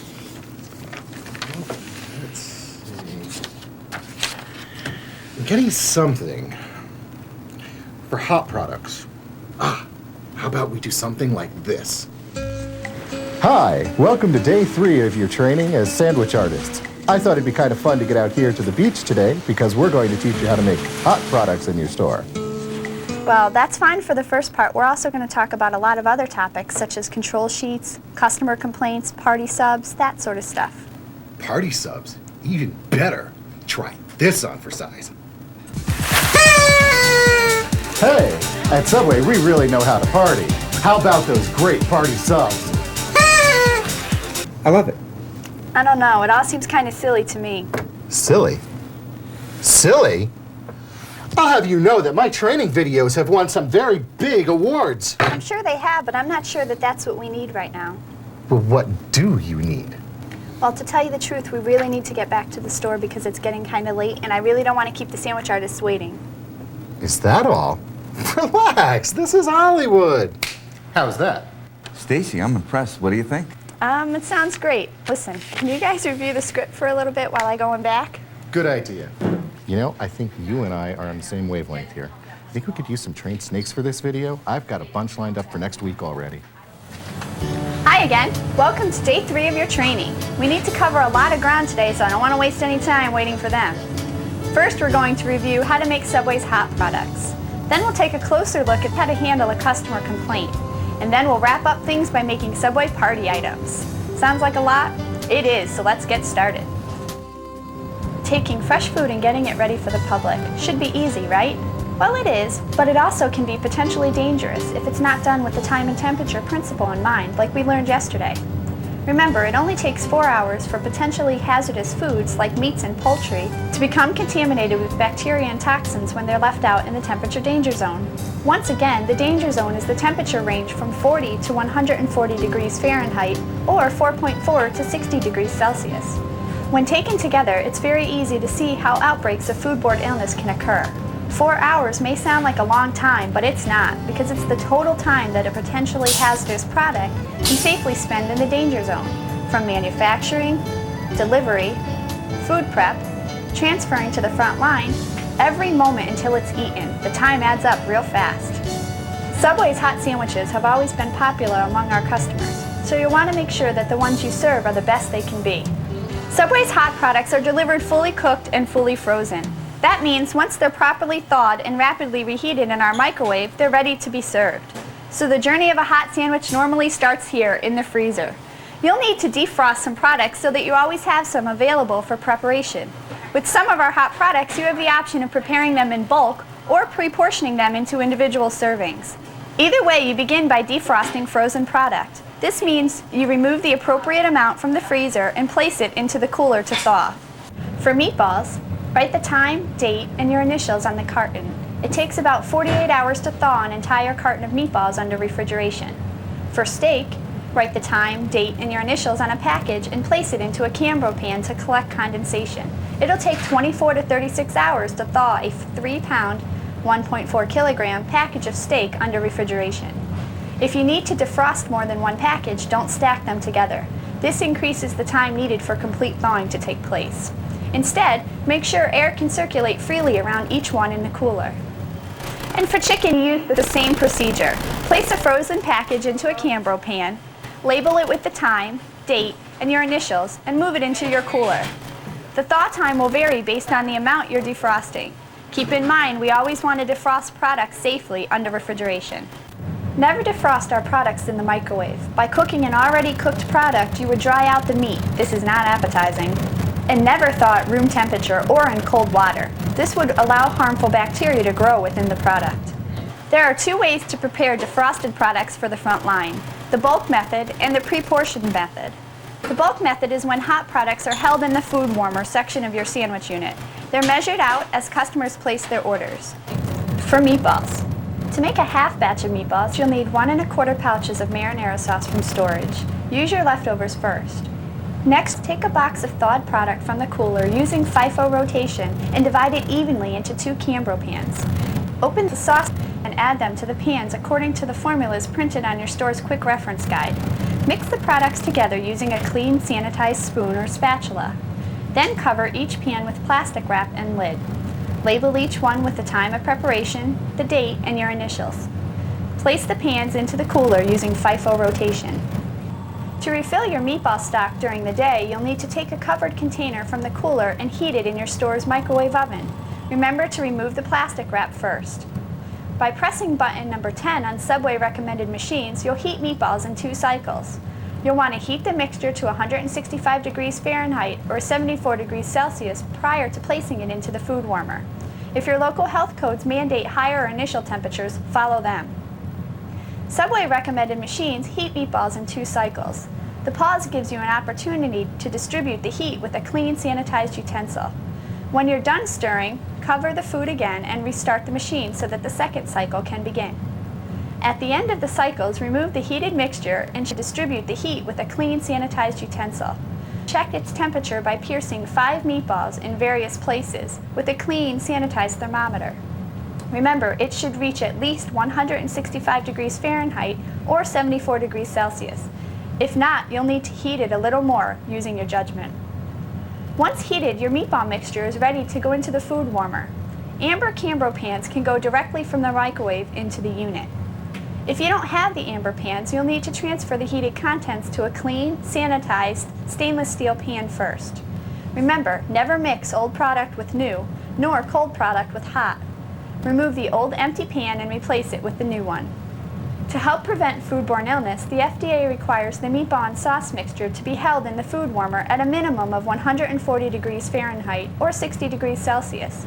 We recommend you strive to maintain a minimum temperature of 145 degrees Fahrenheit or 63 degrees Celsius to be on the safe side. Again, follow the local health codes if they are more strict. Meatballs can be held in the unit for 4 hours at these temperatures. Prolonged heating, however, causes the sauce to thicken and burn. Never serve old product to customers. Instead, heat up a new batch of meatballs and sauce in your microwave and place it into your food warmer. Again, for health code reasons, never mix old product with new, nor cold product with hot. The bulk method for making the other hot products is very similar. I suggest you review the procedure on your store's quick reference guide so you'll become familiar with it. At the end of the day, you may have some hot product left over. The heated meat must be handled and stored properly to avoid bacterial growth, spoilage, and loss of product. Empty the remaining hot product into a clean plastic container. Cover with clear plastic wrap and put a lid on top. Label the container with the date, your initials, and use first, and immediately place it into the cooler. Never allow the product to cool down on the counter at room temperature. Now let's talk about the pre-portioning method. This is when defrosted products like steak and chicken are weighed into 2.5-ounce portions, or 71 grams, and stored cold in the sandwich unit. The portions are being heated in the microwave as customers place their orders. When portioning in the back room, try to work as quickly as possible so that you can get the product back into the cooler as soon as possible. To pre-portion, first place a tray on the food scale and calibrate the scale to 0. Then add defrosted steak or chicken to the tray until it reads 2.5 ounces or 71 grams, the proper weight for a 6-inch or 15-centimeter portion. Quickly place your filled trays into a clean, sanitized 1/3 size Cambro pan. 3 will fit across. After completing a layer, place a folded piece of deli paper on the top and continue filling. Continue this process until the pan reaches the chill line. Do not place trays above this line. Then cover the pan with plastic wrap and a lid. Label with the time of defrosting, the date, and your initials. Then refrigerate immediately using FIFO. Steak and chicken can be held up to 48 hours under refrigeration in a pre-portioned state. If you use the pre-portioning method for steak or chicken, you'll rotate it in your sandwich unit just like your regular stacked meats. Just remove the appropriate filled Cambro pan from your walk-in. Remove the plastic wrap from the pan and place it into your unit. Remember to replace the lid. It helps keep moisture in, and don't ever mix old product with new. If you have any product left at closing, cover the Cambro pan with plastic wrap and a lid. Label with the date and your initials, then refrigerate. As mentioned earlier, pre-portioned steak product can safely be kept covered in the refrigerator for up to 48 hours.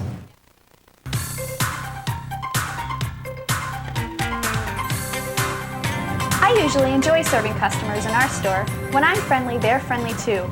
But once in a while, you're going to face something like this. What do you mean the meatball promotion's over? It can't be. I was just in here 2 days ago. I ordered a tuna, no onions, and look what I got. It's covered with them. Wait a minute. Aren't you going to put on a new pair of gloves before you make my sandwich? They do that in all the other Subway stores I go to. I gave you a 20. This isn't the right amount of change. As a sandwich artist, there'll be times when you'll be hearing customer complaints. Little ones, big ones. We have to take all complaints seriously, and we have to try to make those unhappy customers happy again. Why is that?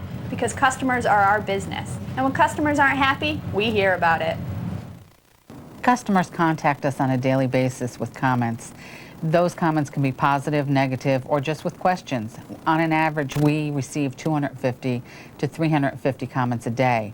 We have to take the customers' comments seriously, whether we agree with them or not. The customers are the root of our business. If they're not happy, then we don't have a business for them to come back to. As the comments come into our department, they are forwarded to the regional office. Every regional office gets a copy of every comment. A copy is then forwarded to the owner so that they can know what their customers are thinking as well. Customers contact us by the telephone, by the web, by email. We have 3 means of ways for our customers to get in touch with us. One is our 800 number that's found on our napkins in each of the Subway locations. The other is they can email us at asksubway@subway.com, or they could go to our Subway website and send us their comments that way. Customer complaints need to be handled as quickly as possible. Your manager will review the specific policies on how to handle complaints in your store, but here are 5 general steps. Listen carefully. This shows you're taking the person's complaint seriously and you're gathering information about it. Restate the problem as you understand it. This helps to clarify what happened. Resolve the problem immediately if possible. Usually solutions are quite simple. Don't make it any more difficult than it has to be. Take corrective action. This helps reassure the customer that whatever has happened won't happen again. And last of all, sincerely thank the customer for bringing the problem to your attention. After all, if he didn't complain, you wouldn't know there was a problem. Handling customer complaints takes common sense. Most of them fall into 3 main categories: low value, poor sanitary practices, and poor communication.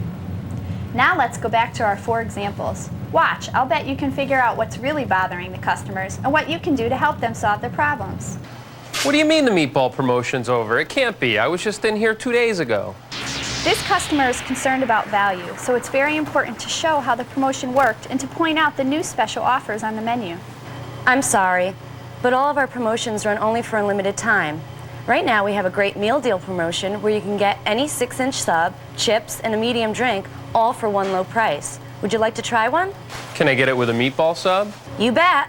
Okay, I'll try one. I ordered a tuna, no onions, and look what I got. It's covered with them. This customer is upset because of a miscommunication. The sandwich artist who took the original order did not listen carefully. The key to handling this type of complaint is to listen extra carefully and find out what the customer wants you to do. Then do it. Okay, now let me get this straight.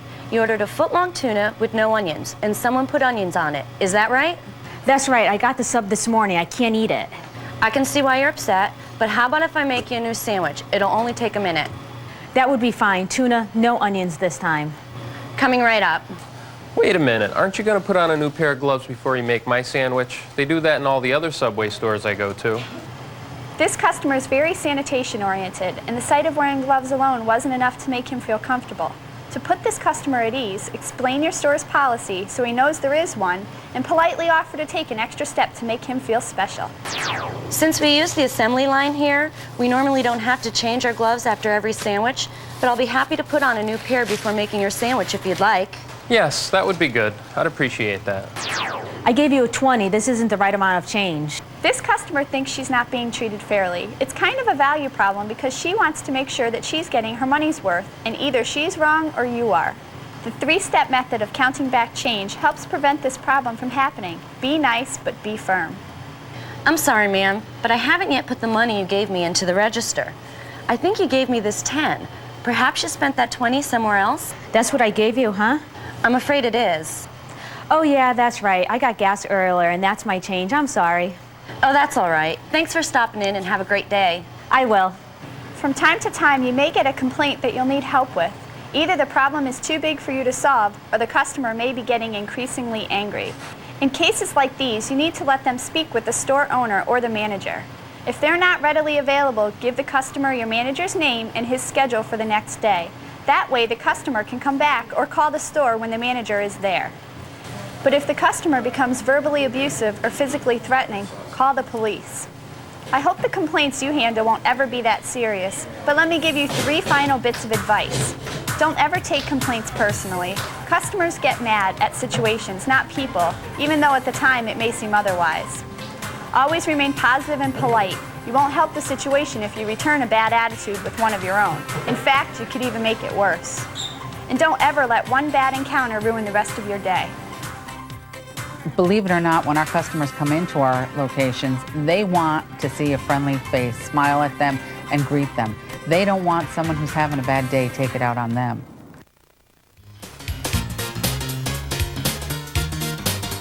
It's party time! Stacy, come over here and put this hat on. We want this scene to be upbeat and fun. Oh no, that famous director is still here. This is a really fun idea, but party hats aren't part of the Subway required uniform. So what? That's not the point. The point is we want employees to know that making party subs is a lot of fun. Put on the hat, you'll look fabulous. But making party subs is fun. We don't need all this stuff. Oh yeah, right. Like making party subs is such a blast. It is, and you just don't know because you've never done it before. We at Subway take great pride in making our party items. Come on, I'll show you. This I gotta see. Fine, roll the tape.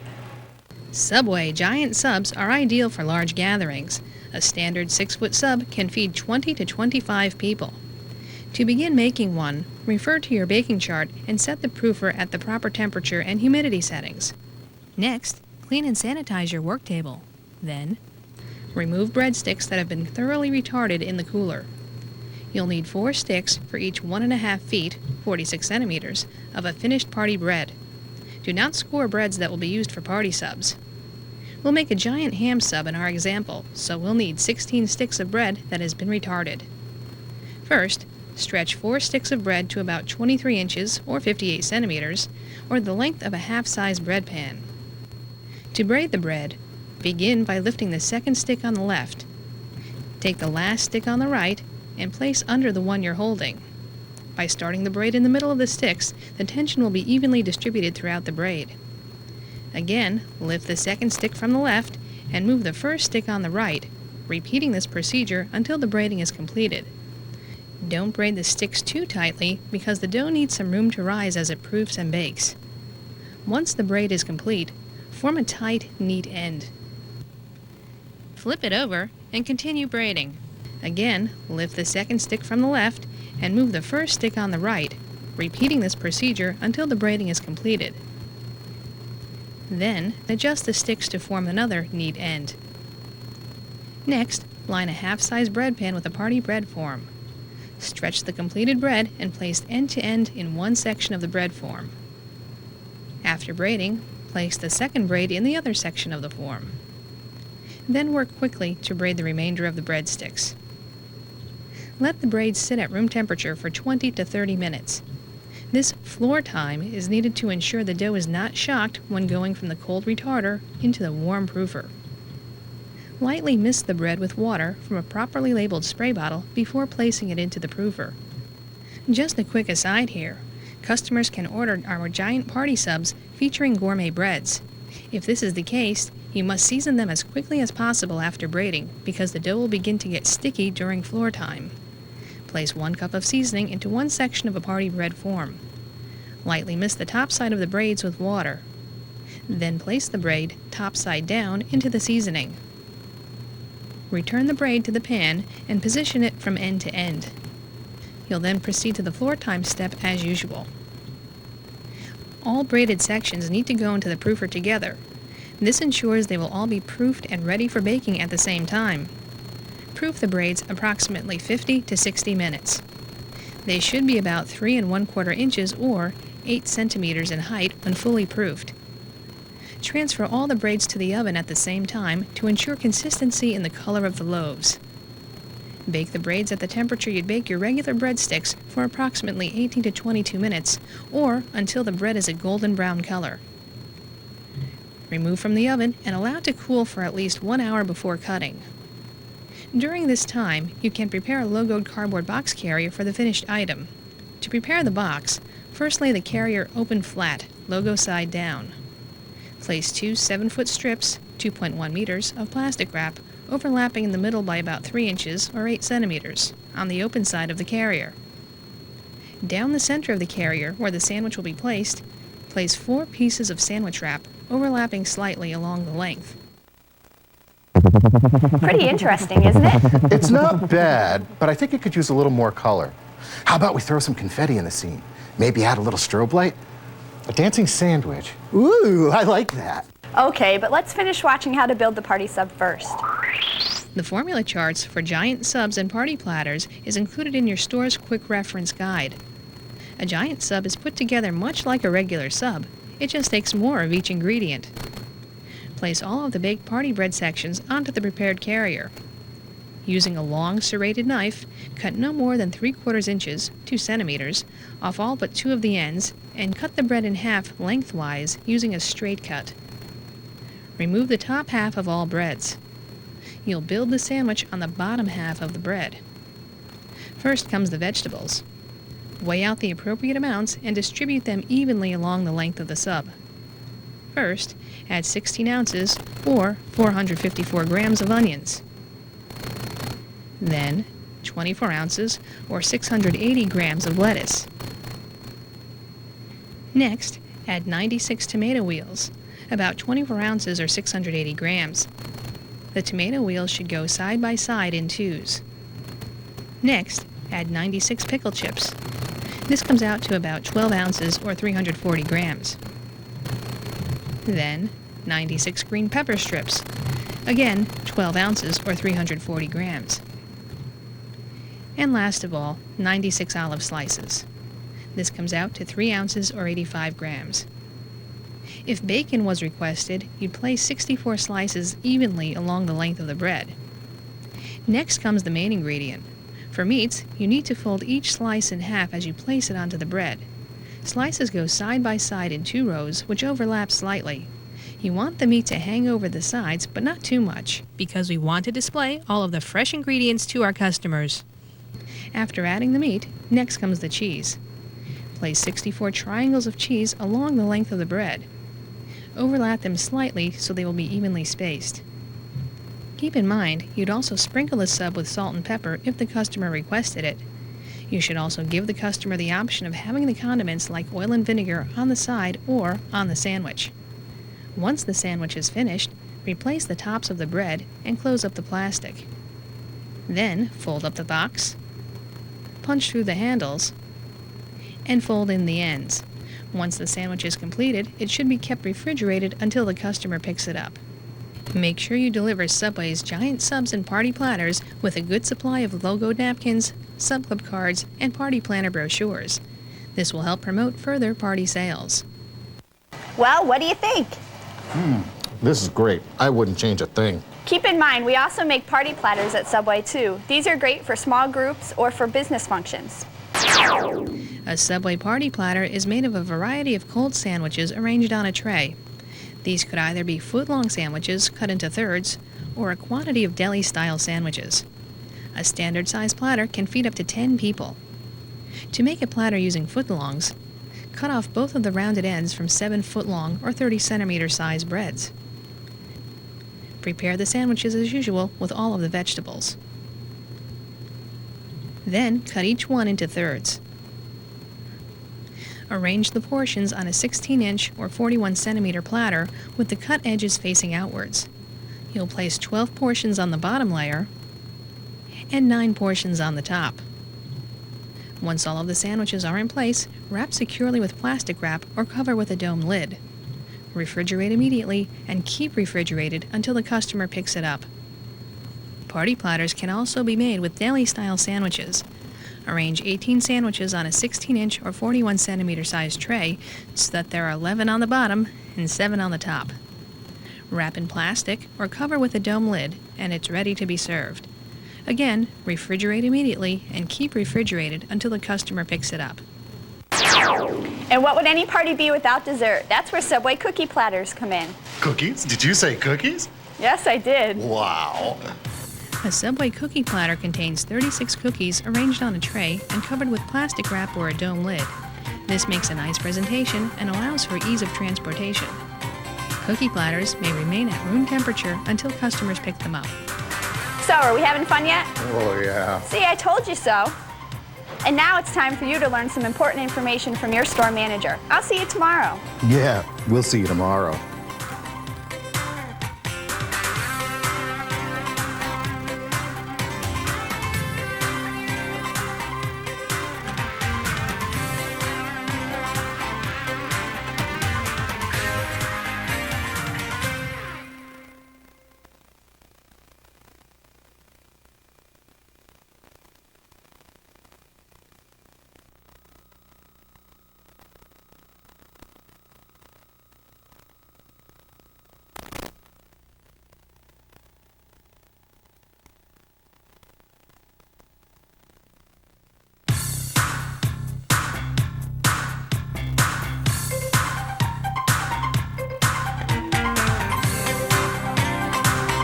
Welcome to your fourth and final day of training. Isn't it amazing how much you've learned since your first day in the restaurant? Proper hand washing techniques, service counter marketing, how to make the perfect sandwich and salad, paperwork control, food preparation, and who could forget all the food safety information we've gathered throughout each topic. Today you'll gain the final pieces to the Subway puzzle. We'll cover local health inspection visits, employee illness and how to handle those type of situations, opening and closing procedure charts, how to handle a gift certificate transaction, storage and rotation guidelines, food preparation of mayonnaise-based items, and we'll also explain the soda dispenser, including cleaning and changing syrup and CO2 tanks. It sounds as if we're going to have another busy day, so let's get started.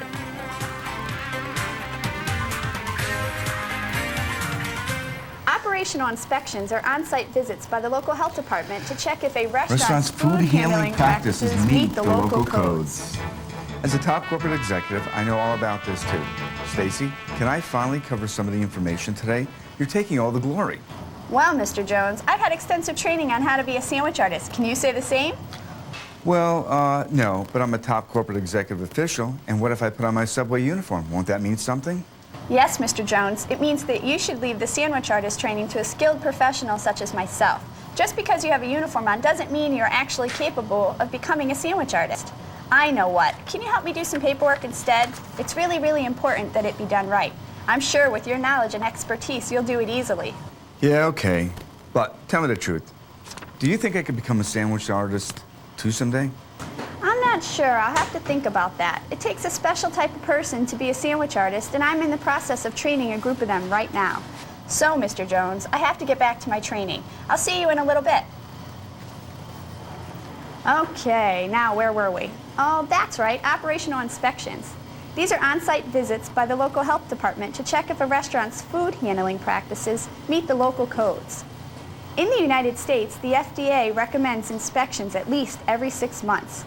Local agencies may schedule inspections more frequently. Keep in mind, health inspectors and sanitarians are on the same side as us. We all want to make sure the food we serve to customers are as safe as they can be. Stacy, are you sure I can't help you explain some things? Definitely not, Mr. Jones. Employees are not allowed to work if they're sick, and it sounds as if you're catching a cold. It's just a cold. Could I help if I promise not to cough near the food?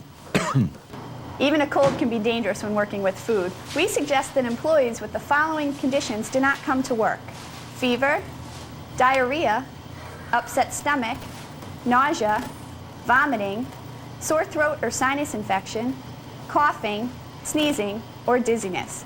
You must report any health problems to your manager or supervisor before starting a shift, such as bandaged cuts, burns, sores, or any other infections. Bandages should be clean, dry, and prevent leakage from the wound. Also keep in mind that people carry and spread a disease without showing any signs of illness. Even after symptoms disappear, disease-causing microorganisms can remain in the carrier's body. Wow, that's scary.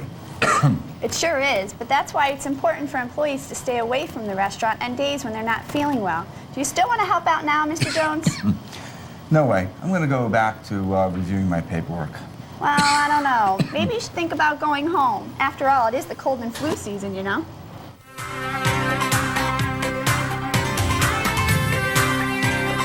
Speaking of paperwork, I would like to discuss some of the tools we've created to make your job a bit easier. There are two forms we use as guidelines for opening and closing our restaurants. These are known as the opening procedure chart and the closing procedure chart. They may look like this, or your restaurant may have created their own version with the same agenda in mind. These forms act as checklists for employees to prepare the store for opening and closing. Opening tasks include baking bread, setting up the sandwich unit, and preparing products. Closing tasks include sweeping and mopping floors, preparing products for overnight storage, and preparing a final night cash-in. Your manager will familiarize you with where these items are located in your restaurant.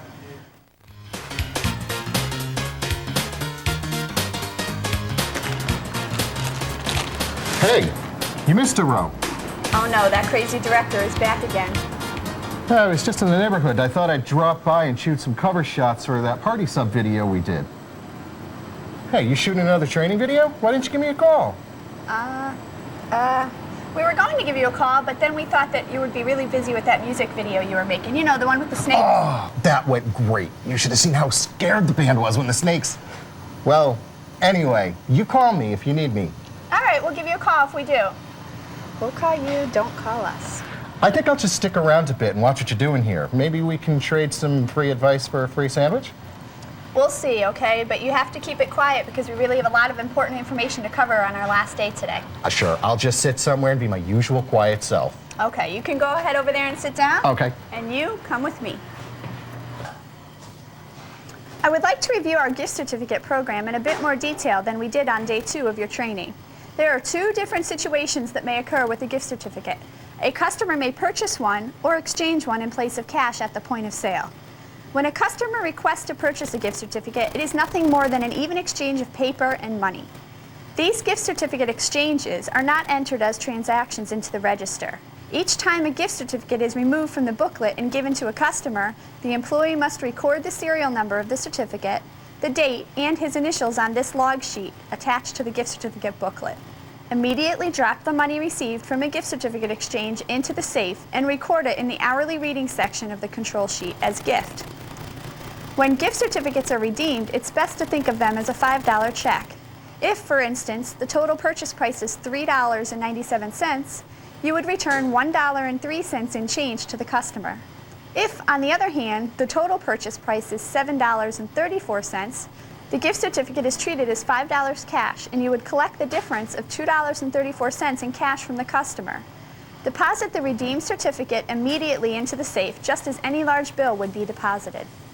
Wow, Subway gift certificates are a great idea for my daughter. She lives at college, and there's a Subway restaurant right around the corner from her dorm room. It's a terrific idea. We all know how delicious cafeteria food can be. Oh, yeah. One question, though. What happens if a customer, like me, has a coupon and tries to pay for their order with a gift certificate? We'd honor your coupon as usual and take your gift certificate as payment. It's just like using a $5 bill. In other words, you'd accept both? That's right. Of course, I'd have to ring up the sale and give you the right amount of change as well. Yeah, I would hope. Okay. How about this? What if I wanted to redeem a full Sub Club card for a salad, and I wanted to pay for the medium drink with a gift certificate? Can I do that? Of course. Like I said, we treat gift certificates just like money. That's good to know. Hey, I see your weekly food shipment is outside. Now might be a good time to explain the time and temperature principle that's on page 7 of your script. Well, I've already discussed that with the sandwich artist the other day. Yeah. Repetition, though, in training can be very good, especially when it comes to an important subject like food safety. Okay, I guess you're right. I know I am. Besides, I've got a great idea that's going to liven this scene up a bit. Don't worry, you'll love it.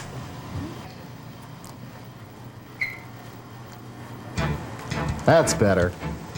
Okay, sandwich artists, we already know that potentially hazardous foods cannot stay in the temperature danger zone for more than 4 hours. 4 hours. 4 hours, 4 hours. 4 hours. And the danger zone is the temperature range from 40 to 140 degrees Fahrenheit or 4.4 to 60 degrees Celsius. In short, all at the temperatures not cold enough to stop microorganisms from growing and not hot enough to kill them. When these two instances occur, foodborne illness can also occur. Wow, that was really good.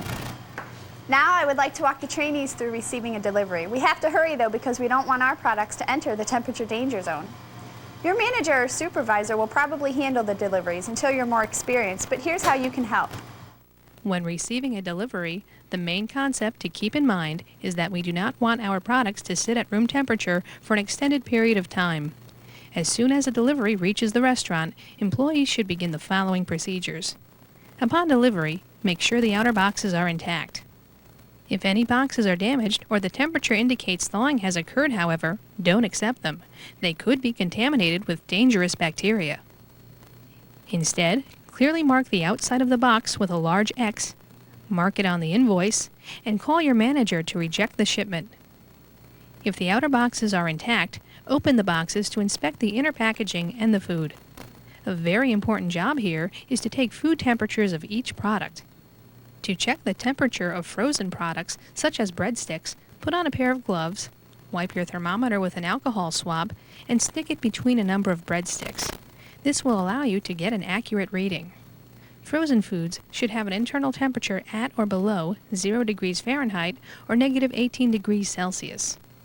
For a pre-packaged item, such as turkey, you would want to open the outer box, wipe the thermometer with an alcohol swab, and then sandwich the thermometer between two packages of turkey. This will allow you to get an accurate reading without opening the packages of turkey. This procedure would be followed for various other packaged products such as lettuce. Turkey and other refrigerated products should be delivered at a temperature of 34 to 40 degrees Fahrenheit or 1.1 to 4.4 degrees Celsius. Last of all, for vegetables such as tomatoes, green peppers, and cucumbers, you'll want to open the outer box, wipe the thermometer with an alcohol swab, and poke the thermometer into a vegetable. An accurate reading can be derived from this method. Green peppers and cucumbers should be delivered at a temperature between 34 and 40 degrees Fahrenheit or 1.1 to 4.4 degrees Celsius. Tomatoes should be delivered at a temperature between 55 and 75 degrees Fahrenheit or 12.8 to 23.9 degrees Celsius, and chilled to 34 to 40 degrees Fahrenheit or 1.1 to 4.4 degrees Celsius before serving.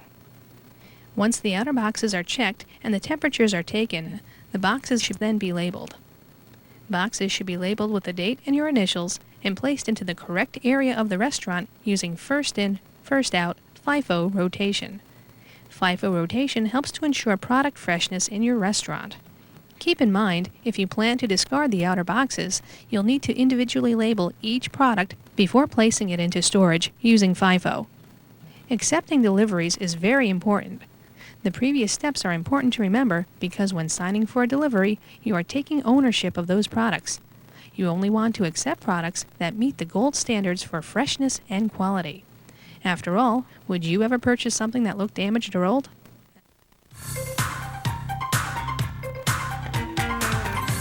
Now it's time to prepare tuna and seafood and crab. Subway's tuna and seafood and crab sandwiches have always been popular among our customers, so you'll want to make sure the ones you serve are the best they can be. Proper handling, preparation, and storage of these products is necessary to guard against foodborne illness. Tuna and mayonnaise and seafood and crab and mayonnaise must be prepared from chilled products with a minimum of manual contact since they're potentially hazardous. That is, they're served without further cooking. In this section, we're going to review the proper way to prepare Subway tuna and seafood and crab in your store. We'll go through both from start to finish so that you'll know every step involved in their preparation. Let's start with tuna. The company has approved several different brands of canned tuna fish, all of which are a chunk-light product packed in water. This helps ensure chain-wide consistency and quality. Hey, how about dressing like this since we're talking about fish? I don't think you understand. We don't go out and catch the fish that we serve. That doesn't matter. It'll be more fun this way. Remember, a good director always thinks of the audience first. That may be true, but a good sandwich artist always keeps to the topic first. Now sit down and pay attention. In order to ensure the freshest tuna product possible, we recommend you prepare tuna fish every day. Although prepared canned tuna can be held for 36 hours under refrigeration, you should only make enough for 1 day's use to minimize leftovers. We'll make a small batch here, 1 can in our example. Mark the tuna and mayonnaise you'll need with the date, the time, and your initials, and transfer them into your cooler for 8 hours. This is called pre-chilling. The process should allow their internal temperatures to cool to 40 degrees Fahrenheit or 4 degrees Celsius.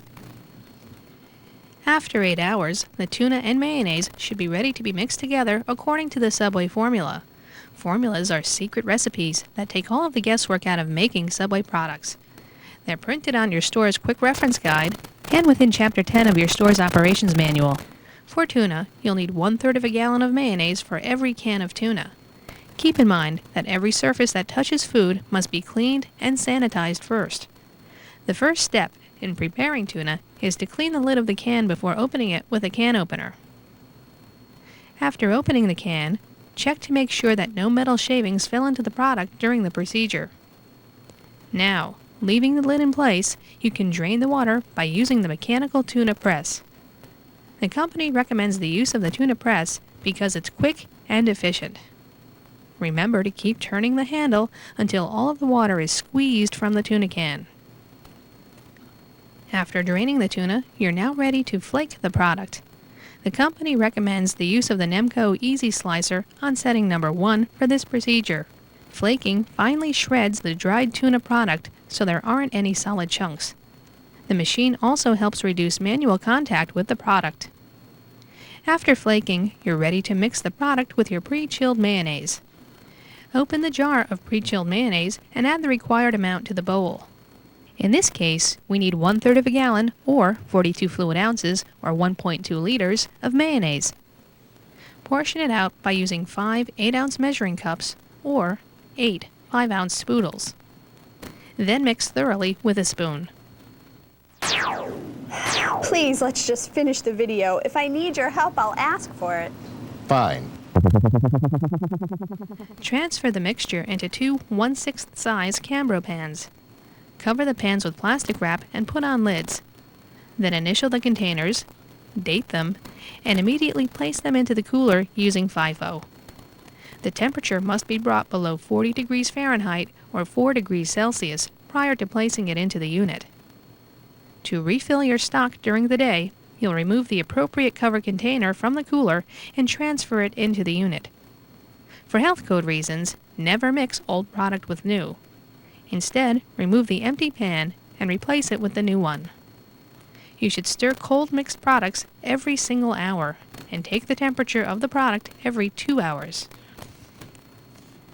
At the end of the day, you may have some tuna left in your sandwich unit. The chilled mixture must be handled and stored properly to avoid bacterial growth, spoilage, and loss of product. Simply remove the pan from the sandwich unit, then cover with plastic wrap and a lid. Notice the date, time, and your initials are still on the pan. Place a Use First sticker on and refrigerate immediately. The next morning, as with any product, if you question whether the leftovers should be served, play it safe. Mark it with an X and ask your manager. The company has also sourced an approved seafood and crab product to ensure chain-wide consistency and quality. Seafood and crab, just like the tuna, should be prepared each day. Although the prepared product can be held for 36 hours under refrigeration, you should only make enough for 1 day's use. You must defrost the seafood and crab product before you begin preparing it. Here's how to do it correctly. Remove the amount you'll be using the next day from the appropriate box in your freezer. For a small batch, this would be 1 or 2 packages. Label the package with the date, the time, and your initials. Place into a clean Cambro pan to collect condensation, and move it into your cooler so that it will defrost under refrigeration safely out of the temperature danger zone. If you want to defrost more than 1 package, don't stack them together. This increases the time needed for complete thawing to take place. Instead, make sure air can circulate freely around each one in the cooler. We always want to defrost frozen seafood and crab under refrigeration, which takes about 24 hours. There are 3 defrosting methods to avoid. Never defrost product in your microwave. Never place under cold running water. And never thaw at room temperature. This would allow bacteria to grow within the product. Next, pre-chill the regular or light mayonnaise you'll need. Mark the appropriate jar with the date, time, and your initials, and transfer it into the cooler for 8 hours. After the seafood and crab product is defrosted and the mayonnaise is pre-chilled, they're ready to be mixed together according to the Subway formula, and by using only clean, sanitized equipment. First, open the package of defrosted seafood and crab and empty it into a sanitized stainless steel bowl. After washing your hands thoroughly and putting on a pair of disposable plastic gloves, separate the longer shredded pieces by hand. The chunky pieces are pre-cut, so you can leave them alone. Next, open the jar of pre-chilled mayonnaise. Using a measuring cup or spoodle, add 6 ounces or 177 milliliters of mayonnaise to the seafood and crab product. Spoodle? What's a spoodle? I don't see that in the script. It's like a spoon, see? Got it. Next, thoroughly mix the products together with a clean, sanitized spoon. Scoop out the mixture into a 1/6 size Cambro pan. Cover the pan with plastic wrap and put on a lid. Then initial and date the container and immediately place it into the cooler using FIFO. The temperature must be brought down to 40 degrees Fahrenheit or 4 degrees Celsius prior to placing it into the sandwich unit. Also, keep in mind the directions for refilling the unit with seafood and crab and handling leftovers are similar to tuna. For more information, please refer to your restaurant's quick reference guide. It is imperative to keep the prepared seafood products you make refrigerated at all times, whether they're being stored in the cooler or are available for use in the sandwich unit. Always monitor all of your products closely for correct holding temperatures, but take extra care with your seafood products. In addition, make sure you keep the lids on as much as possible in your sandwich unit so that the warm, ambient air doesn't raise their product temperatures. Subway customers around the world expect great-tasting, safe products no matter where they go. To help ensure that your customers are receiving only the best, the company takes care of the first important step, sourcing out high-quality seafood products. For more instruction on preparing these items, please refer to your store's operations manual or the quick reference guide. Wow, that tuna and that seafood look really tasty. I'm gonna have one of each of those for lunch. All right, well, I just have one more area to cover with the trainees today. Do you think I can make your lunch when I'm finished? I guess, but could you hurry it up? I'm starving. If I wasn't constantly being interrupted, I'd be able to finish much quicker. Hey, I'm only trying to help, you know? By the way, what is the last area you're going to cover? It's a very important area of food safety, even though people don't associate it with food hazards. We are going to look at how to clean the soda dispenser and switch the CO2 tank, as well as the bags of syrup. The soda dispenser is a very important area to keep sanitized. It is one of the most common causes for spreading bacteria. For this reason, we must take extra precautions when cleaning the unit. There are various steps involved in cleaning a soda dispenser unit properly. First, you must clean all external surfaces of the dispenser with a mild detergent solution. Rinse with clean, warm water and wipe dry. The second area needing attention is the drip tray. Pour a mild chlorine solution into the drip tray and flush with clean hot water. Rinse with clean hot water and wipe dry. Now that the unit itself has been cleaned thoroughly, let's take a closer look at how to sanitize the nozzles. Remove the faucet nozzles on a daily basis and wash in a solution of mild detergent and warm water.